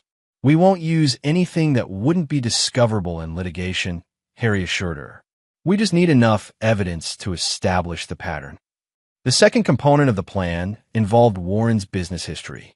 Zoe had been researching his past deals, identifying a pattern of similar maneuvers, apparently supportive investments that turned predatory when companies became vulnerable. 3 companies in particular show the template, she explained, displaying her findings on Harry's laptop. In each case, Warren's fund initially supported a merger or acquisition, then exploited governance weaknesses to force asset sales that benefited his fund at the expense of other shareholders. We package this history with whatever Calvin can provide about the current situation, Harry continued, and present it directly to the boards of both companies simultaneously. Not as an attack on Warren, but as a risk assessment that requires immediate action. The final element of a strategy was the most audacious and the most personally difficult for Harry. It would require him to reach out to Veronica directly, not to reconcile, but to request her cooperation in exposing her father's methods. Are you sure about that part? Dexter asked, clearly uncomfortable. Involving Veronica adds a personal dimension that could backfire. Warren already made it personal when he approached her, Harry replied firmly. And her testimony about his offer would be powerful evidence of his true intentions. As the others left to begin implementing their roles in the plan, Dexter lingered behind. For what it's worth, he said awkwardly, I think Veronica might actually help. She's been different since the divorce. The therapy for her spending issues seems to have forced her to confront other behaviors too. Harry studied his former friend, still not entirely comfortable with their uneasy alliance. Why are you telling me this? Dexter shrugged. Because despite everything, I think you still care what happens to her. And because if we're betting our professional futures on her cooperation, you should know it's not as far-fetched as it might seem. After Dexter left, Harry stood at his apartment windows, looking out at the Denver night. The city lights sparkled against the darkness, reminding him of that rain-slicked Chicago evening over a year ago when he'd stared out different windows, contemplating the ruins of his life. He had come so far since then, rebuilt his career, created new relationships, discovered strengths he hadn't known he possessed. Yet here he was, about to reach back into the past he'd tried to escape, asking for help from the woman who had betrayed him so completely. With a deep breath, he picked up his phone and dialed Veronica's number. Harry. Her voice was cautious when she answered. I didn't expect to hear from you directly. We need to talk, he said simply, about your father and what he's trying to do. The conversation that followed was unlike any they'd had in years. Direct, honest, stripped of the emotional manipulation that had characterized their final months together. Veronica confirmed what Phoebe had reported about Warren's visit and filled in disturbing details about his broader plans. He doesn't just want to control the merged company, she explained. He wants to dismantle it. He specifically mentioned that Nexus's technology division would be sold to a Singapore firm he's partnered with, and Meridian's client portfolios would be absorbed by his other financial interests. And Presta Media? Harry asked. Liquidated, Veronica replied grimly. He considers it damaged goods after the Luminous brands reporting irregularities. Only the client relationships have value to him. The callousness of it was breathtaking. Warren would destroy 3 companies and thousands of careers to expand his already substantial fortune. I need your help, Harry said finally. Your testimony about his approach to you could be crucial in exposing his real agenda to the boards. A long silence followed. You're asking a lot, Veronica said eventually. He's still my father, despite everything. I know, Harry acknowledged. And I wouldn't ask if there were another way. But there are 15,000 jobs across these companies at stake. Whatever happened between us, I don't think you want that kind of collateral damage on your conscience. Another pause, longer this time. I'll help, she said finally. Not for you, not even for me, but because it's the right thing to do. For once in my life, I want to clean up a mess instead of creating one. The next morning, Harry's counteroffensive began in earnest. While Zoe and her team compiled the dossier on Warren's business history, Calvin Reeves used his access at Preston Media to gather evidence of Warren's direct involvement in the attacks on the merger. By mid-afternoon, they had accumulated a compelling case. Emails showing Warren's representatives coordinating with the concerned shareholders who had received the negative analysis packages, financial transfers linking his fund to the marketing consortium approaching Luminous Brands, and a damning message from Warren himself to a board member discussing the SEC complaint as a strategic delaying tactic. Harry reviewed the material with Phoebe, who had flown in from Chicago to provide legal oversight. Will it be enough, he asked, to prove criminal wrongdoing? Probably not. To convince the boards that Warren represents an existential threat to the merger and their companies? Absolutely. With the dossier complete, Harry scheduled emergency board meetings for both Nexus and Meridian the following morning. To ensure Warren couldn't mobilize his allies in advance, the agenda was listed simply as Merger Risk Assessment Update.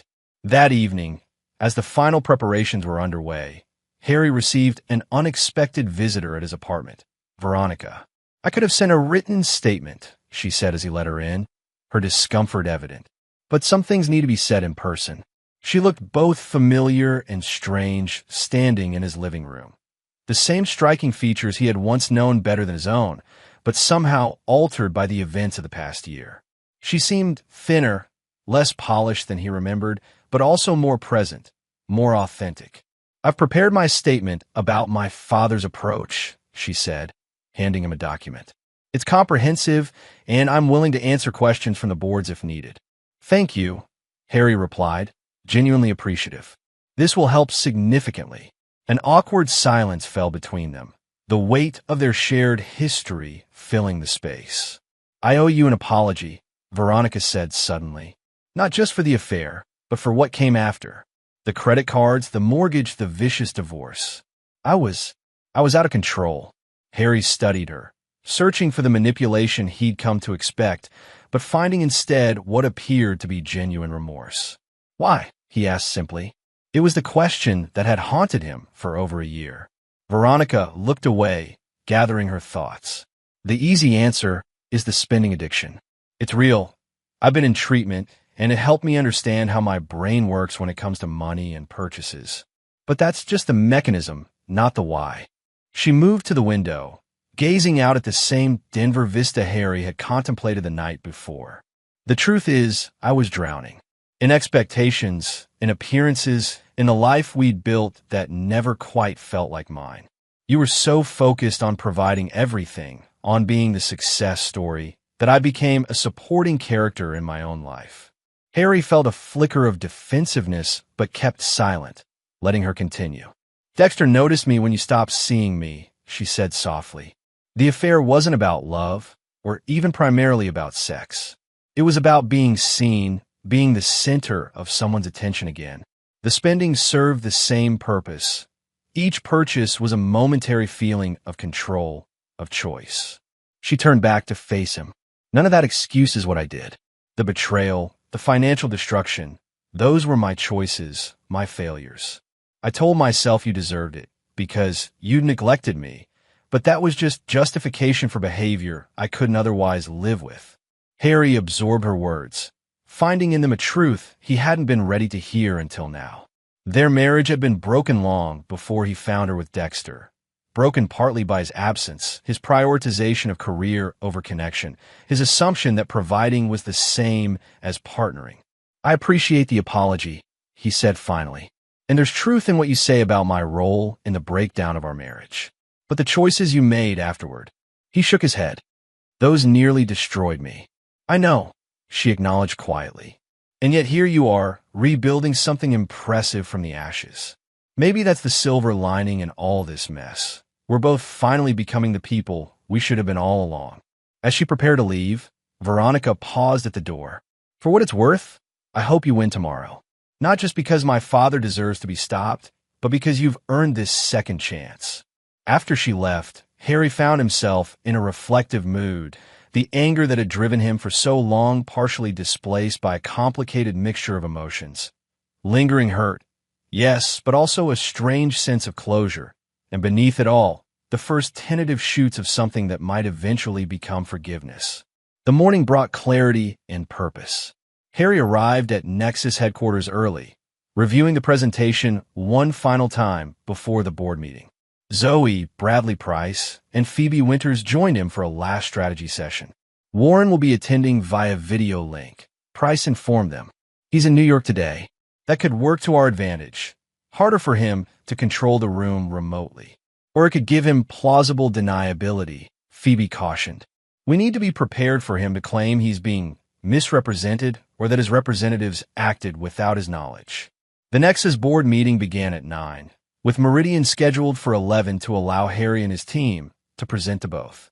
As the Nexus directors assembled in the boardroom, Harry noted the careful positioning of Warren's allies, strategically placed to intervene or object as needed. "Good morning," Harry began once everyone was seated. "Today's update concerns significant risks to the pending merger that have recently come to light. These are not operational or financial risks in the conventional sense, but governance and integrity risks that threaten the fundamental value proposition of the transaction." With clinical precision, Harry laid out the evidence they had compiled, Warren's history of similar maneuvers with other companies, the coordinated attacks on client relationships, the manufactured shareholder concerns, and finally, the SEC complaint that appeared timed specifically to delay the merger past its termination date. The room grew increasingly tense as the presentation progressed.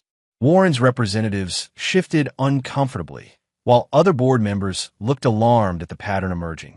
When Harry reached the section on Warren's approach to Veronica, he played a recorded statement she had prepared, her voice steady as she described her father's attempt to recruit her into his scheme. Warren, watching via video link, maintained a stony expression throughout, neither confirming nor denying the allegations. But when Harry opened the floor for questions, he finally spoke. "This is a remarkable work of fiction, Mr. Kincaid," he said coolly. "A personal vendetta dressed up as corporate concern. You've selectively presented information to paint a false narrative about legitimate business activities." Harry had anticipated this reaction. "Mr. Blackwell, are you denying that your representatives approached Luminous Brands with an offer to move their business from Preston Media to a consortium backed by your fund?" "Business competition is not a conspiracy," Warren replied smoothly. "Alternative proposals to potential clients happen every day. And the SEC complaint," Harry pressed, "the timing is merely coincidental." "I have no knowledge of any whistleblower complaint," Warren insisted. "Though if one exists, the board should take it seriously rather than assuming it's part of some elaborate plot."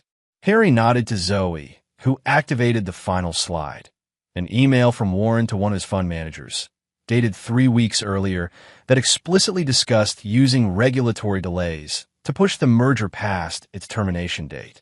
Warren's expression didn't change, but muscle twitched in his jaw. "Where did you obtain that document?" he demanded. "It appears to be fabricated or taken out of context." "It was provided by a source within the regulatory process," Harry replied. The careful wording suggested by Phoebe to avoid revealing Calvin Reeves as the actual source. "And it's been authenticated by independent experts." For the next hour, the board engaged in intense discussion, with Warren's allies attempting to minimize the significance of the evidence, while other directors expressed increasing concern about the pattern it revealed. Harry and his team answered questions, providing additional details that reinforced their central thesis, that Warren Blackwell intended not to support the merger, but to manipulate it for his own benefit at the expense of other shareholders. By the time the meeting concluded, the mood in the room had shifted decisively. The board voted to establish a special committee to review Warren's role in the merger process and to implement additional governance safeguards against the tactics identified in the presentation. The Meridian board meeting that followed produced similar results, with Dexter Calloway skillfully managing the presentation in Harry's absence during the early portions. When Harry arrived to address questions, he found the Meridian directors even more alarmed than their Nexus counterparts, particularly about Warren's apparent intent to dismantle significant portions of both companies after gaining control. By early afternoon, the counteroffensive had achieved its primary objective. Both boards had voted to proceed with the merger as structured, with additional protections against the specific threats Warren posed. More significantly, they had restricted Warren's fund from increasing its position in either company pending completion of the special committee reviews.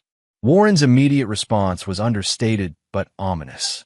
"This isn't over," he told Harry in a brief phone call after the Meridian meeting. "You've won a battle, not the war." "There doesn't need to be a war," Harry replied. "The merger as structured benefits all shareholders, including your fund. The only scenario where you lose is if your goal was always to break apart these companies." Warren's laugh was cold. "Always so naive, Harrison.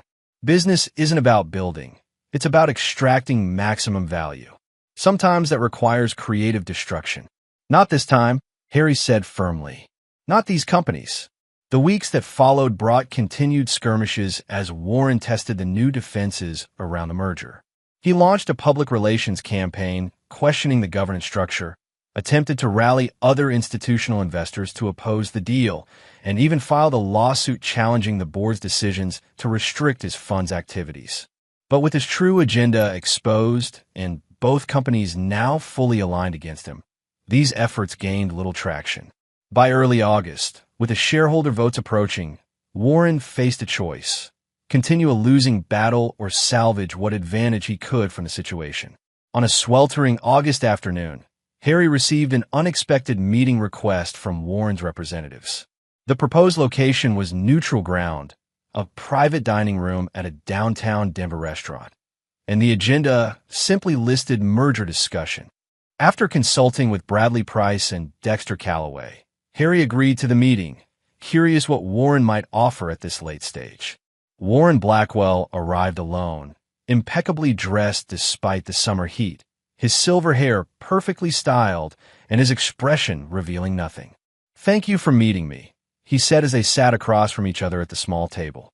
"I was intrigued by the request," Harry replied neutrally. Warren studied him for a moment. "You played this well, I'll give you that. Better than I anticipated. The personal connection gave you an edge I underestimated." "It wasn't personal," Harry countered. "It was about protecting the companies and the merger." Warren's smile was knowing. "Everything is personal, Harrison. Business, politics, even art, all ultimately expressions of personal will and desire. You wanted to beat me because of Veronica, because of what you perceived as my role in your downfall. And you wanted to break apart 3 companies because—" Harry let the question hang. "Because that's where the maximum value lies," Warren replied simply. "The sum of the parts is worth more than the whole. A basic principle of financial engineering. At the cost of thousands of jobs and years of potential growth." Warren waved a dismissive hand. "Creative destruction. The market reallocates resources more efficiently than sentiment." The fundamental difference in their worldviews could not have been clearer. To Warren, businesses were merely collections of assets to be reconfigured for maximum short-term return. To Harry, they were living entities with potential that extended far beyond the next quarterly report. "I assume you didn't request this meeting to debate business philosophy," Harry said, steering the conversation back to practicalities. "No," Warren acknowledged.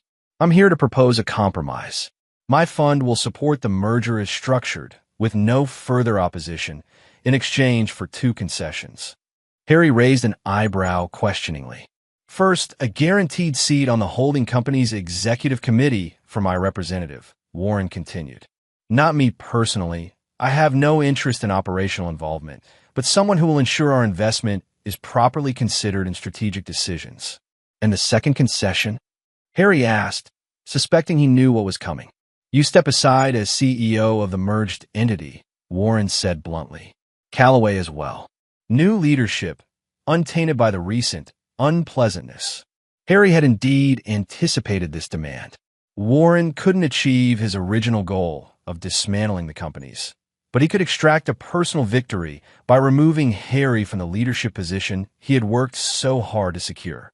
The boards have already approved the leadership structure, Harry pointed out, with me as CEO and Dexter as president of the Financial Services Division.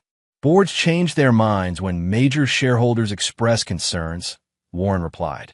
My fund, combined with aligned investors, represents nearly 25% of the voting shares, enough to create significant disruption if I choose to pursue that path. Harry considered the proposal carefully. Warren was offering a clean end to the conflict, and the executive committee seat was a reasonable compromise that would give his fund influence without control. But the demand for his resignation struck at the heart of everything Harry had built since leaving Chicago. This position, leading the merged entity into a new era of growth and innovation, was the culmination of his professional rebirth. To surrender it now, especially to Warren, would mean allowing his nemesis to claim ultimate victory. I need time to consider this, Harry said finally. Warren nodded, unsurprised. You have 48 hours. After that, I proceed with my alternative strategy, a public campaign against a merger that will, at minimum, delay the shareholder votes past the termination date. After Warren left, Harry immediately called Bradley Price and Dexter Callaway, arranging an emergency meeting at his apartment that evening. It's a power play, pure and simple, Dexter said after Harry outlined Warren's proposal. He can't win the war, so he's trying to salvage a symbolic victory. Symbolic but significant, Price noted. Removing you from leadership was his objective all along, though initially as part of a larger dismantling strategy. Harry paced the length of his living room, weighing options. The question is, how much disruption can he actually cause? Is his threat of delaying the votes past the termination date credible? Potentially, Price acknowledged. With 25% of the votes aligned against the merger and the possibility of legal challenges, he could create enough uncertainty to push some institutional investors to a wait-and-see position, which would effectively kill the deal, Dexter concluded. The termination clause exists for a reason. Too much delay increases execution risk. Harry stopped pacing, his decision crystallizing. I'm not stepping down. We've come too far, built too much, to surrender now. It's a risk, Price warned. Warren isn't bluffing. Neither am I, Harry replied with quiet determination. But we need a counter-strategy, something that neutralizes his remaining leverage without giving him what he wants.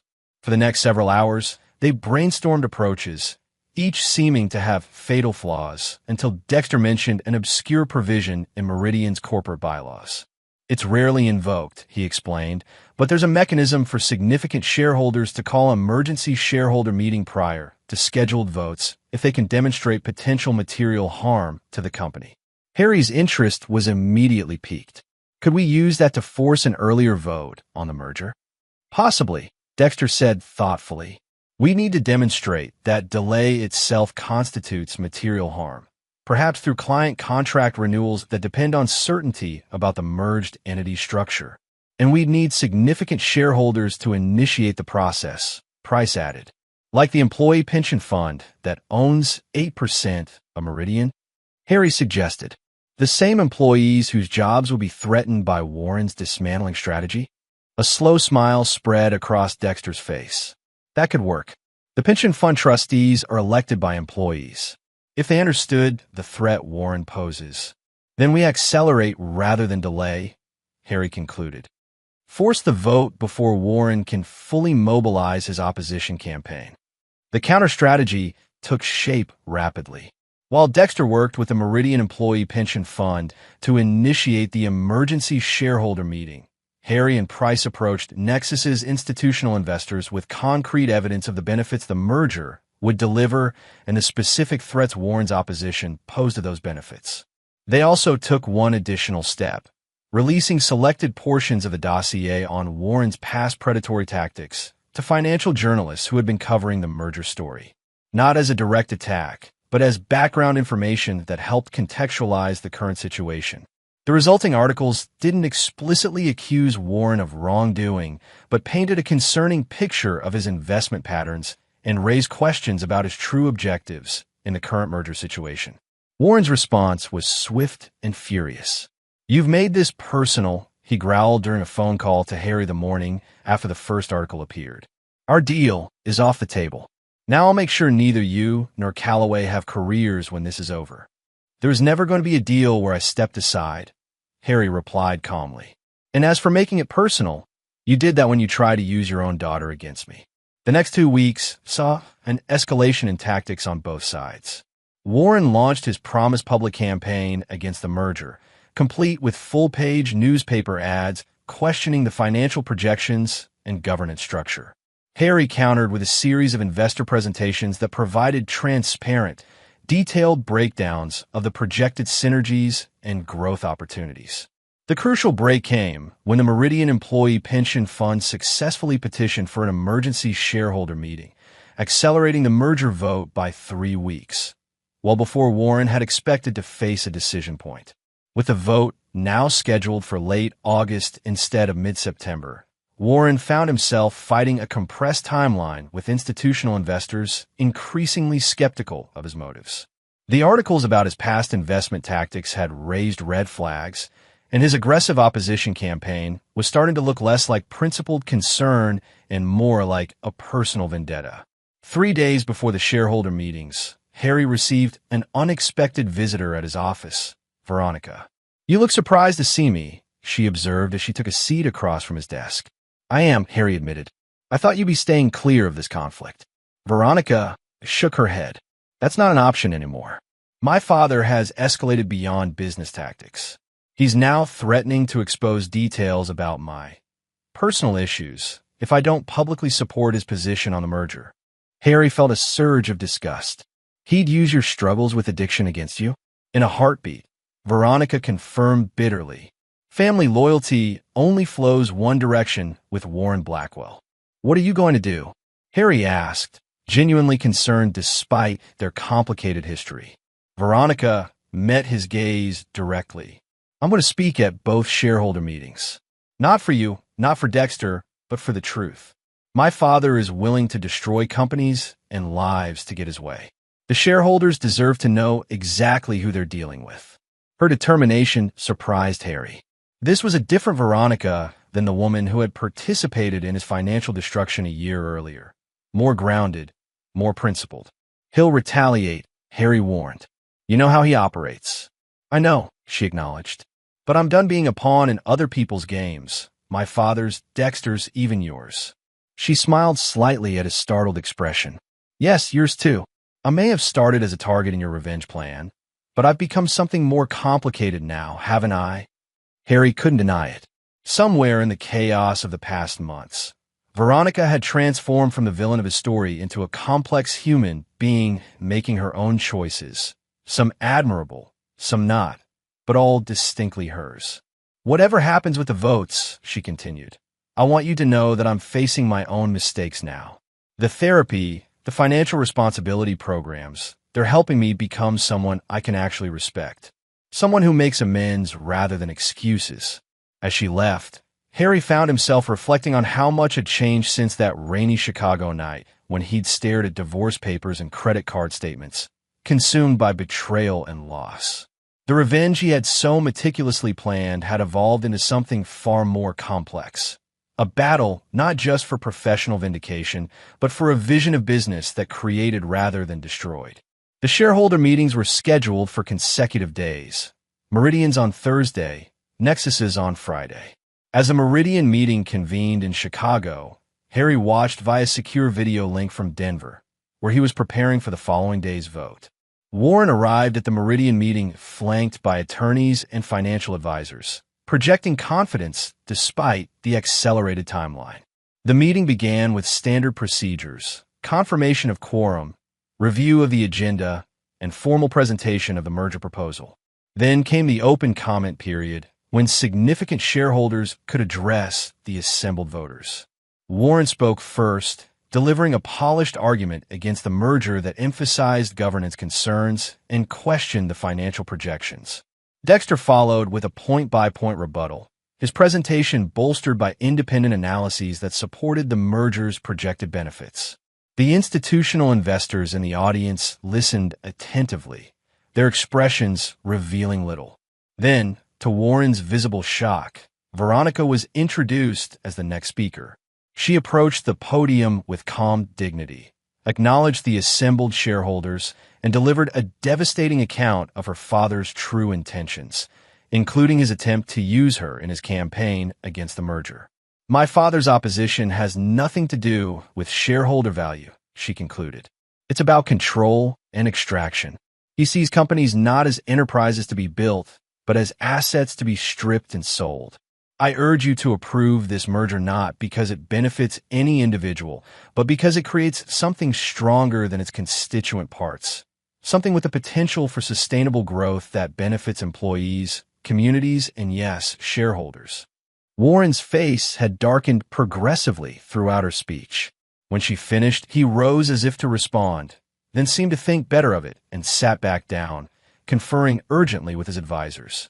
The vote that followed was decisive: 82% in favor of the merger, well above the required threshold and a clear repudiation of Warren's opposition campaign. The Nexus vote the following day produced an even stronger mandate, with 87% approval. Harry, addressing the shareholders before the vote, had struck a forward-looking tone, focusing not on the conflict with Warren, but on the opportunities the merged entity would pursue. Warren didn't attend the Nexus meeting, sending a representative instead, a tacit acknowledgement of defeat. By Friday evening, with both votes complete and the merger approved, Harry found himself in his office with a glass of celebratory scotch, looking out at the Denver skyline as the sunset painted the mountains in gold and purple. He had won, not just the professional victory of securing the merger, but the deeper victory of creating something durable and valuable from the ashes of his previous life. As he contemplated what lay ahead, his phone buzzed with a text from Dexter. "It's official. Warren's fund has issued a statement accepting the merger outcome and pledging constructive engagement going forward." Translation: he's surrendering. "Congratulations, Harry. See you at the closing." Harry smiled slightly, savoring the moment. The revenge he had initially sought, the complete professional destruction of Dexter and Veronica, had evolved into something more nuanced but ultimately more satisfying. He had built rather than destroyed, created value rather than extracted it, in the process discovered strengths within himself he hadn't known existed. The next chapter of his life would begin soon, with all its challenges and opportunities. But for now, Harrison Kincaid stood at the window of his Denver office, a man transformed by adversity, tempered by conflict, and ultimately victorious, not just over his enemies, but over the bitterness that had once threatened to consume him. The game was over, and he had won it on his own terms. Chapter 8: The Reckoning. The official announcement of the successful merger votes sent shockwaves through Chicago's business community. The headlines in the financial press told the story. Nexus Meridian merger approved, Kincaid to lead new financial tech powerhouse, and Warren Blackwell's opposition campaign falls short as shareholders back merger. For Harry, the weeks following the votes were consumed with integration planning and regulatory approvals. The merger's closing was scheduled for October 1st, exactly 1 year after he had joined Nexus. The symmetry wasn't lost on him. A complete revolution of his life in 12 months, from devastation to triumph. The newly formed holding company would be called Next Meridian, with headquarters in both Denver and Chicago. Harry would serve as CEO, with Bradley Price as chairman and Dexter as president of the financial services division. The technology operations would be led by Zoe Chun, whose promotion to Chief Technology Officer recognized her crucial role in the merger's success. Harry's first trip back to Chicago as the incoming CEO of Next Meridian carried an undeniable weight of personal history. As his company car pulled up to Meridian Financial's downtown headquarters, he felt a strange doubling of perception, memories of his last departure overlaid with his triumphant return. The executive floor had changed little in the 15 months since he cleaned out his office. Same mahogany paneling, same subdued lighting, same hushed atmosphere of moneyed power. But the people looked at him differently now, with respect tinged with wariness, even a hint of fear in some eyes. Dexter met him at the elevator, extending his hand with professional cordiality. Their alliance remained uneasy, built on mutual interest rather than renewed friendship. "Welcome back," Dexter said, leading him to the executive conference room where the integration team awaited. "The troops are nervous but curious. Your reputation precedes you." "Which reputation is that?" Harry asked with a touch of irony. Dexter smiled slightly. "The brilliant strategic thinker who outmaneuvered Warren Blackwell? The ruthless operator who engineered a takeover of his former employer? Take your pick." The integration meeting was productive but tense, with Meridian executives clearly uncertain about their futures under Harry's leadership. He addressed their concerns directly, emphasizing that the merger was about growth, not cost-cutting, and that talent would be valued regardless of its origin company. "I have no interest in settling old scores," he told them, his gaze steady. "What matters is who can help build Next Meridian into the industry leader it should be." After the meeting, Harry had one more stop to make, Preston Media, where Martin Chambers had requested a private discussion about their place in the new corporate structure. Preston's offices occupied 3 floors in a gleaming tower a few blocks from Meridian. As Harry stepped off the elevator, he was acutely aware that Veronica worked somewhere on these floors, though their paths weren't scheduled to cross today. Chambers greeted him with the nervous deference of a man who had bet on the wrong horse and knew it. "Harrison, thank you for making time. I know you're on a tight schedule." "Always time for a key partner," Harry replied diplomatically, following Chambers to his corner office with its panoramic view of Lake Michigan. Once seated, Chambers got straight to the point. "I need to understand where Preston stands in the new organization. The partnership agreement with Nexus is clear, but with the Meridian merger, everything feels uncertain." Harry had anticipated this concern. Preston Media remains a valued strategic partner, with the same integration points we established earlier this year. The only change is that you'll now have access to Meridian's financial products for your clients, an additional offering that should strengthen your market position. Chambers looked relieved, but still cautious. "And leadership? There have been rumors about your position." Harry finished for him. "Martin, I have no interest in micromanaging Preston. As long as the client reporting issues we identified have been addressed, and I understand they have, your leadership isn't in question." The tension visibly drained from Chambers' shoulders. "Thank you for that clarity. And there's one more thing. About Veronica Blackwell." Harry kept his expression neutral, though the mention of her name still triggered a complex emotional response. "What about her?" "Her position has become complicated," Chambers explained carefully. "Her work has improved significantly since she returned from her leave of absence. But her father's campaign against the merger, and especially her public opposition to him, has created awkward client dynamics. Some are uncomfortable working with her given the family drama." Harry considered this information. He had anticipated that Veronica might face professional consequences for her stand against Warren, but hadn't planned to intervene either way. "What are you proposing?" he asked. Chambers hesitated. "I'm not sure, honestly. Letting her go seems harsh given her recent improvements and her role in supporting the merger. But keeping her in client-facing positions may be untenable." Harry made a decision that surprised even himself. "Move her to the innovation team working on the Nexus integration. It leverages her creative skills without the client complications, and it keeps her connected to the merger's success." Chambers looked startled. "You want her involved in the integration?" "I want the best talent where it can add the most value," Harry replied evenly. Personal history aside, Veronica understands both corporate cultures and has proven creative abilities. The innovation team needs that perspective. After leaving Preston, Harry had his driver take him past his old neighborhood, the luxury high-rise on Lakeshore Drive, where he and Veronica had shared the penthouse apartment. He didn't ask to stop, merely gazed up at the building as they passed, acknowledging the life that had ended there without feeling its gravitational pull. His final meeting in Chicago was with Phoebe Winters, who had remained a trusted ally throughout the past tumultuous year. "So," she said as they settled into a corner table at their usual breakfast spot, though it was now late afternoon, "the conquering hero returns. How does it feel?" Harry considered the question seriously. "Different than I expected. Less triumphant, maybe more complex." Phoebe nodded, understanding. "Because it stopped being about revenge somewhere along the way?" "Yes," Harry acknowledged. "Or at least, not solely about revenge. At some point, building something new became more important than destroying what was old." "That's growth," Phoebe observed.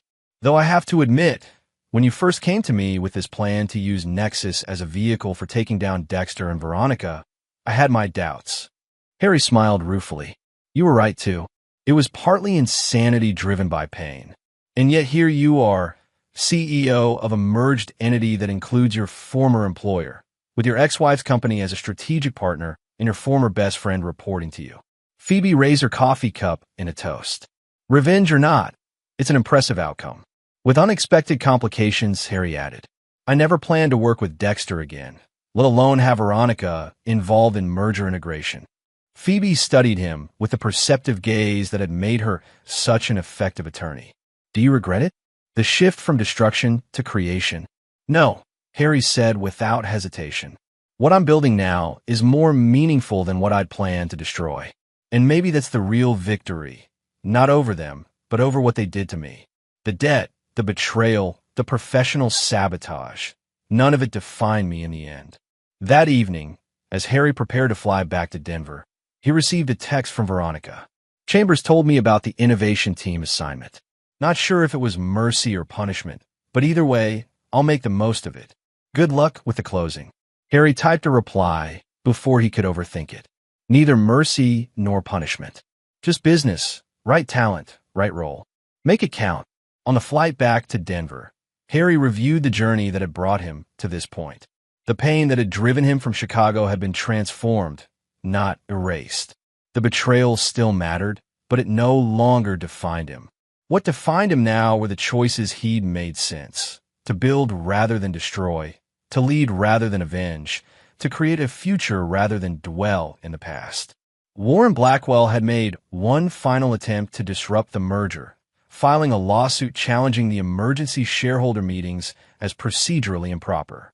But with both votes so decisively in favor, the courts had refused to issue an injunction, and Warren had ultimately withdrawn the suit rather than face a humiliating legal defeat to add to a shareholder rebuke.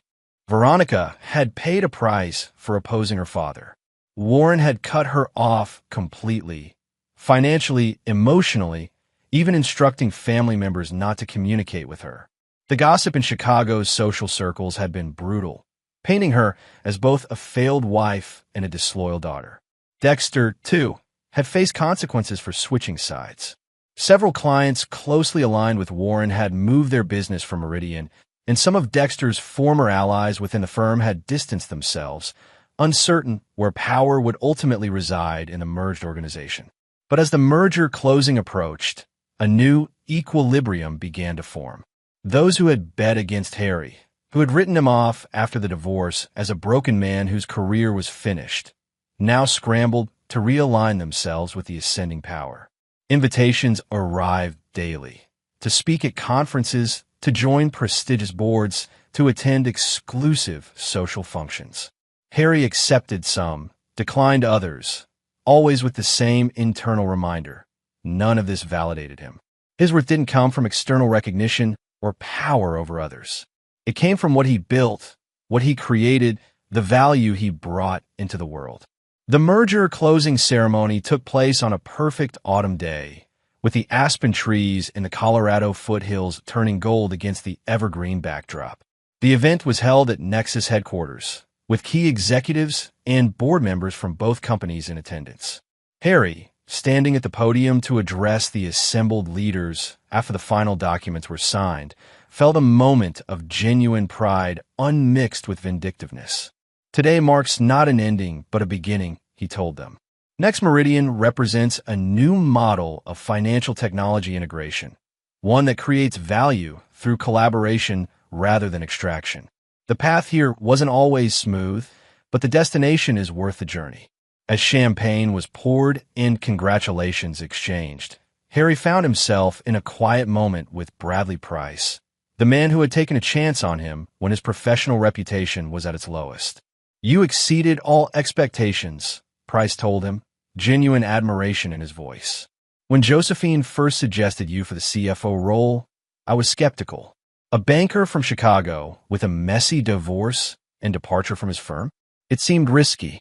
"It was," Harry acknowledged. "For both of us." Price shook his head. "The risk was mine. You had nothing left to lose. But you didn't just rebuild your own career. You transformed Nexus in the process." He raised his glass to proving conventional wisdom wrong. Later that evening, as the celebration continued, Harry stepped outside onto the headquarters terrace, needing a moment of solitude to process the culmination of the year's events.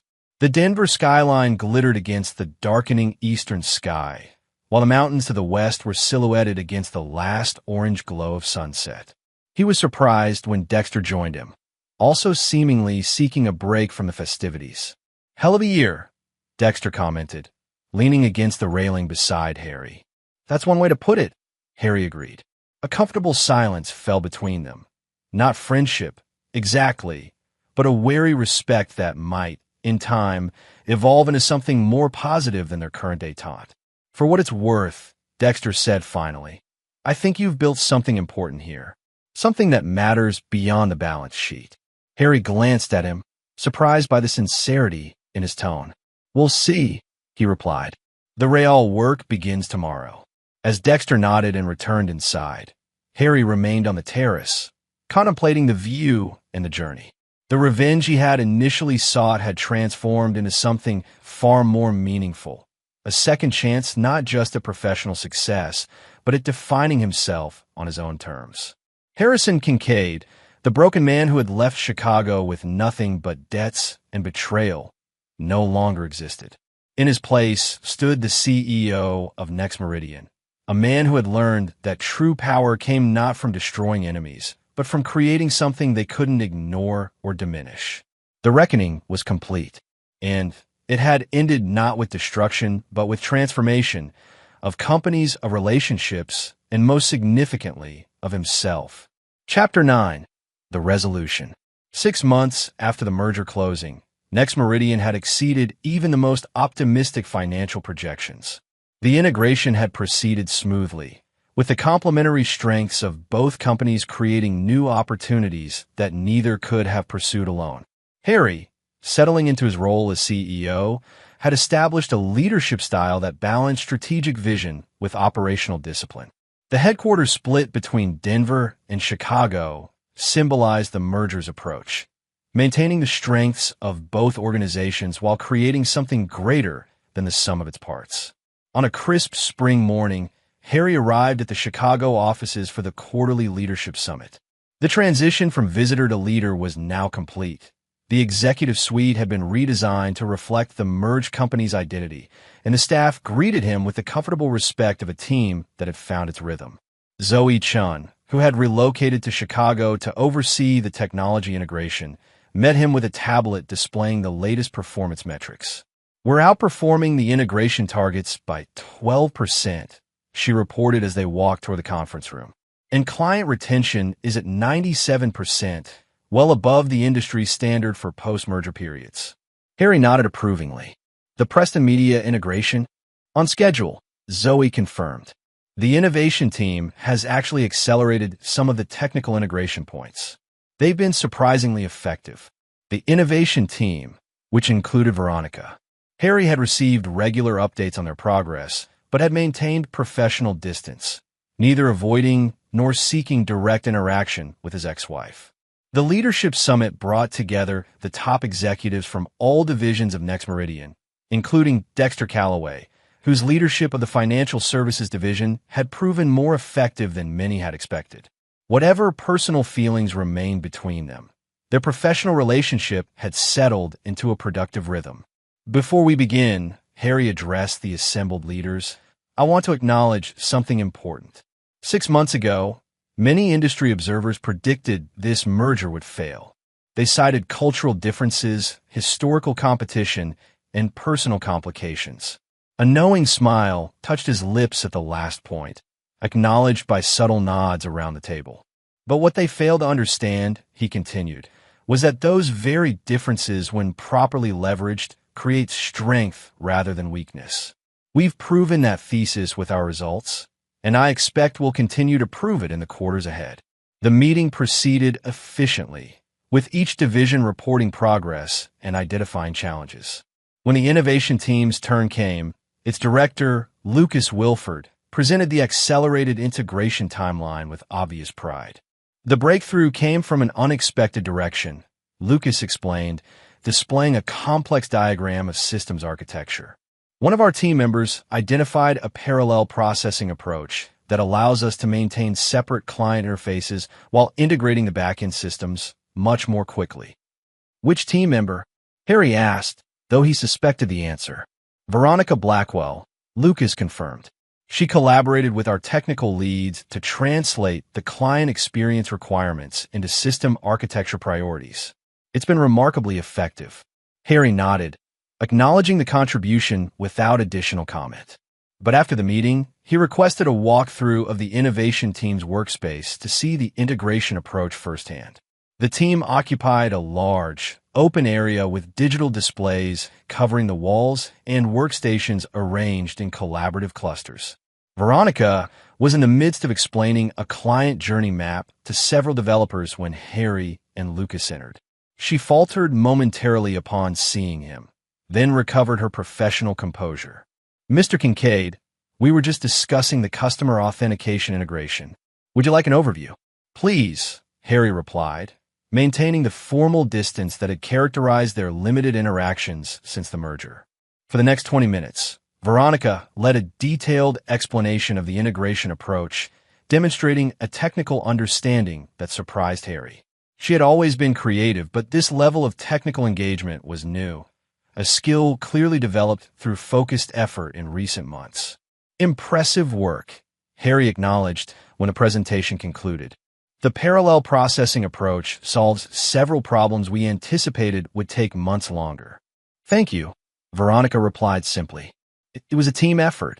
As the tour continued to other areas, Lucas mentioned quietly to Harry, she's been a revelation, honestly.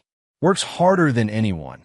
Never mentions her connection to you or to Warren, just focuses on delivering results. Whatever else happened before, she's an asset to this team now. Harry nodded, processing this information along with his own observations. The Veronica he had seen today, focused, collaborative, technically engaged, was a far cry from the woman whose spending addiction and betrayal had nearly destroyed him. Later that afternoon, as Harry was reviewing reports in the CEO's office, his assistant announced an unexpected visitor, Warren Blackwell. Send him in, Harry decided after a moment's consideration. Warren entered with the same commanding presence he had always possessed, though Harry noted subtle signs of strain, slight weight loss, new lines around his eyes, a certain tightness to his mouth. Harrison, Warren greeted him, taking a seat without waiting for an invitation. I see my old office has been redecorated. The view remains excellent, however. What can I do for you, Warren? Harry asked directly, not interested in verbal sparring. Warren studied him with calculating eyes. I've come with a proposition. My fund is interested in divesting its Next Meridian holdings, all of them, in a single transaction. Before taking them to the open market, I thought I'd offer you right of first refusal. Harry kept his expression neutral despite his surprise. Warren selling his entire position represented a significant shift in strategy and a tacit admission of defeat in their long-running conflict. Why now? Harry asked. The company is performing well. Most analysts project continued growth. Let's call it a rebalancing of priorities, Warren replied smoothly. My fund is exploring opportunities in other sectors. Harry didn't believe that for a moment. Something else was driving this decision. Something Warren wasn't acknowledging. And this has nothing to do with Veronica's role in the innovation team. Harry suggested, watching carefully for the reaction. A flicker of something, anger, perhaps, or pain, crossed Warren's face before he mastered it. My daughter made her choices, he said coldly. Her involvement with this company is irrelevant to my investment decisions. But Harry had seen the momentary vulnerability and understood its significance. Despite his ruthlessness in business, Warren had been genuinely hurt by Veronica's public stand against him. The estrangement between them was taking a toll that the older man refused to acknowledge openly. I'll have our team evaluate the offering, Harry said, returning to business. Current market value, no premium. Warren's mouth tightened. The block size alone warrants a premium. 5% above market. 2%, Harry countered. And a non-disparagement agreement covering all parties. A calculating look entered Warren's eyes. Including Veronica? Especially Veronica, Harry confirmed. No more attempts to undermine her professionally or personally. Whatever issues exist between you remain private matters. Warren considered this, then nodded once. Acceptable. My lawyers will draft the agreements. After Warren left, Harry sat motionless for several minutes, absorbing the significance of this development. Warren's exit would remove the last major point of tension in the merged company's ownership structure. It represented the final resolution of the conflict that had begun with Harry's discovery of Veronica and Dexter's betrayal nearly 2 years earlier. That evening, Harry had dinner with Phoebe Winters, who had recently been appointed Next Meridian's general counsel, a role that recognized her crucial contributions to the merger's success. Warren's selling his entire position, Harry told her as they settled into their meals at a quiet restaurant overlooking the Chicago River. We're buying it back at a minimal premium. Phoebe's eyebrows rose in surprise. That's unexpected. I thought he'd maintain a position just to keep a foot in the door and to irritate you. I think the Veronica situation affected him more than he'll admit, Harry replied. Having his daughter not just refuse to help him, but actively oppose him, that cut deeper than he expected. And what about you? Phoebe asked perceptively. How do you feel about Veronica now? I notice you assigned her to the innovation team, rather than letting Chambers edge her out. Harry considered the question carefully. I don't know, he admitted finally. The anger isn't gone, but it's muted. Seeing her channel her creative energy into productive work instead of destructive spending. Watching her stand up to Warren, even knowing the personal cost. It doesn't erase what happened, but complicates the narrative. Humans are complicated, Phoebe observed. Rarely all good or all bad, even those who hurt us the most. The next morning, Harry had an early breakfast meeting with Dexter at a small cafe near the office. These one-on-one sessions had become a regular occurrence. Professional necessity evolving into something that, while not friendship, at least approached mutual respect. Warren's selling his position. Harry informed him as they reviewed the financial services division's quarterly projections. We're buying it back. The agreements should be finalized by the end of the week. Dexter looked up from the reports, genuinely surprised. That's a major strategic shift for him. Any idea what triggered it? Veronica, Harry replied simply. At least partly. The public rejection by his daughter cut deeper than his pride can acknowledge. Dexter nodded slowly. She's paid a high price for standing against him. Not just financially, but socially. Chicago's old money circles have mostly sided with Warren, not because they believe he's right, but because that's how their world works. Loyalty above all, especially to family patriarchs. The insight into Veronica's current social situation was new to Harry.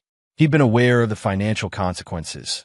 Warren had indeed cut her off completely, but had given little thought to the broader social implications of her stand. She seems focused on the work, Harry observed neutrally. She is, Dexter confirmed. But it's been a difficult adjustment. From socialite with unlimited resources to innovation team member living on a corporate salary. He hesitated, then added, We're not together anymore, if you were wondering. Haven't been since before the merger vote. Harry had suspected as much, but hadn't asked. Professional complications? He inquired, keeping his tone casual. Partly, Dexter acknowledged, but mostly recognition that what brought us together wasn't a foundation for anything lasting. Mutual unhappiness, opportunity, forbidden attraction. None of that sustains a relationship once the circumstances change. After the meeting, Harry found himself walking through the innovation team's workspace again, this time unannounced. The team was in the midst of a problem-solving session, with Veronica leading a discussion at a whiteboard covered in diagrams and annotations. She noticed him hovering at the periphery and, after concluding her point, excused herself to approach him. 2 visits in 2 days, she observed. Should the team be worried? Not at all, Harry assured her. The progress reports are impressive. I wanted to see more of the authentication solution you presented yesterday. Veronica looked skeptical, but led him to a quieter area with a digital display where she could demonstrate the system in more detail. As she walked him through the technical components, Harry studied her with new awareness. The Veronica before him, now, was noticeably different from the woman he had married. Not just physically, though she had lost the unhealthy thinness of her addiction days and gained a healthier glow, but in her manner and focus. She spoke with passion about solving real problems rather than creating perfect appearances. Your father came to see me yesterday, Harry said when the technical explanation concluded. He's selling his position in Next Meridian. Veronica stilled, absorbing this information. All of it. The entire stake, Harry confirmed. We're buying it back. A complex mixture of emotions crossed her face. Sadness, resignation, perhaps a hint of relief. I'm not surprised, she said finally. Holding a position in a company where his daughter publicly opposed him was probably too much for his pride. It's a positive development for the company, Harry noted. Removes a potential source of ongoing conflict. Veronica nodded agreement, then hesitated before asking, How is he? Did he seem okay? The question revealed a vulnerability that caught Harry off guard. After everything Warren had done, she still cared about his well-being. It was a reminder of the complexity of family bonds, even damaged ones. He seemed like himself, Harry replied carefully. Perhaps a bit more strained than usual, but essentially unchanged. Veronica nodded again, accepting this assessment. Thank you for telling me. And thank you for the innovation team assignment. It's been challenging in the best way. As Harry returned to his office, he found himself reflecting on how completely his understanding of Veronica had evolved. The cartoon villain of his revenge fantasies had been replaced by a flawed but striving human being, someone who had made terrible mistakes but was genuinely working to build something better from the ruins. The same could be said for his view of Dexter, though that relationship remained more complicated. The betrayal had cut deeper given their friendship, and the professional competition added layers of complexity that didn't exist with Veronica. Yet even there, Harry recognized growth. In himself, as much as in Dexter. The all-consuming need to destroy his former friend had been replaced by a capacity to work together effectively, to leverage Dexter's genuine talents while maintaining appropriate boundaries. The week concluded with the formal announcement of the stock buyback from Warren's fund, presented to the markets as a strategic reallocation of capital on both sides. The financial press noted the development with interest, but without the breathless speculation that had characterized coverage of the merger battle. Blackwell exits Next Meridian position as company exceeds integration targets, read the Wall Street Journal headline. The accompanying analysis suggested the move represented a normalization of relations after the contentious merger process. Harry, reading the coverage in his Denver apartment that weekend, found himself in a contemplative mood. The formal exit of Warren Blackwell from Next Meridian's ownership structure represented the final resolution of the conflicts that had defined the past 2 years of his life. The revenge he had initially sought had evolved into something far more meaningful. The creation of a company that embodied his values and vision, professional redemption that came not from destroying others, but from building something valuable, and personal growth that allowed him to see even those who had betrayed him with greater complexity and, increasingly, a measure of compassion. A notification on his phone interrupted his thoughts. An email from Veronica with the subject line Innovation Team Breakthrough. He opened it to find a detailed explanation of a new integration approach the team had developed, with potential applications across multiple business lines. The technical content was impressive, but it was the closing paragraph that caught his attention. I know our personal history complicates professional communication, but I wanted to share this directly given its strategic implications. The team has worked incredibly hard to develop this solution, and it represents exactly the kind of cross-company innovation the merger was designed to foster. Whatever else has happened between us, I'm proud to be part of building something meaningful here. Harry found himself typing a reply before fully considering the implications. The solution looks promising. Schedule a formal presentation for the executive committee next week. And for what it's worth, I'm glad you're finding meaning in the work. Building is always more satisfying than destroying. A lesson I've learned these past 2 years as well. As he sent the message, Harry realized it represented yet another step in the long, complicated process of moving forward. Not by forgetting the past or minimizing the harm done, but by acknowledging it while refusing to be defined by it. The triumphant revenge he had once envisioned, Veronica and Dexter professionally ruined, socially ostracized, financially destroyed, now seemed hollow compared to what he had actually achieved.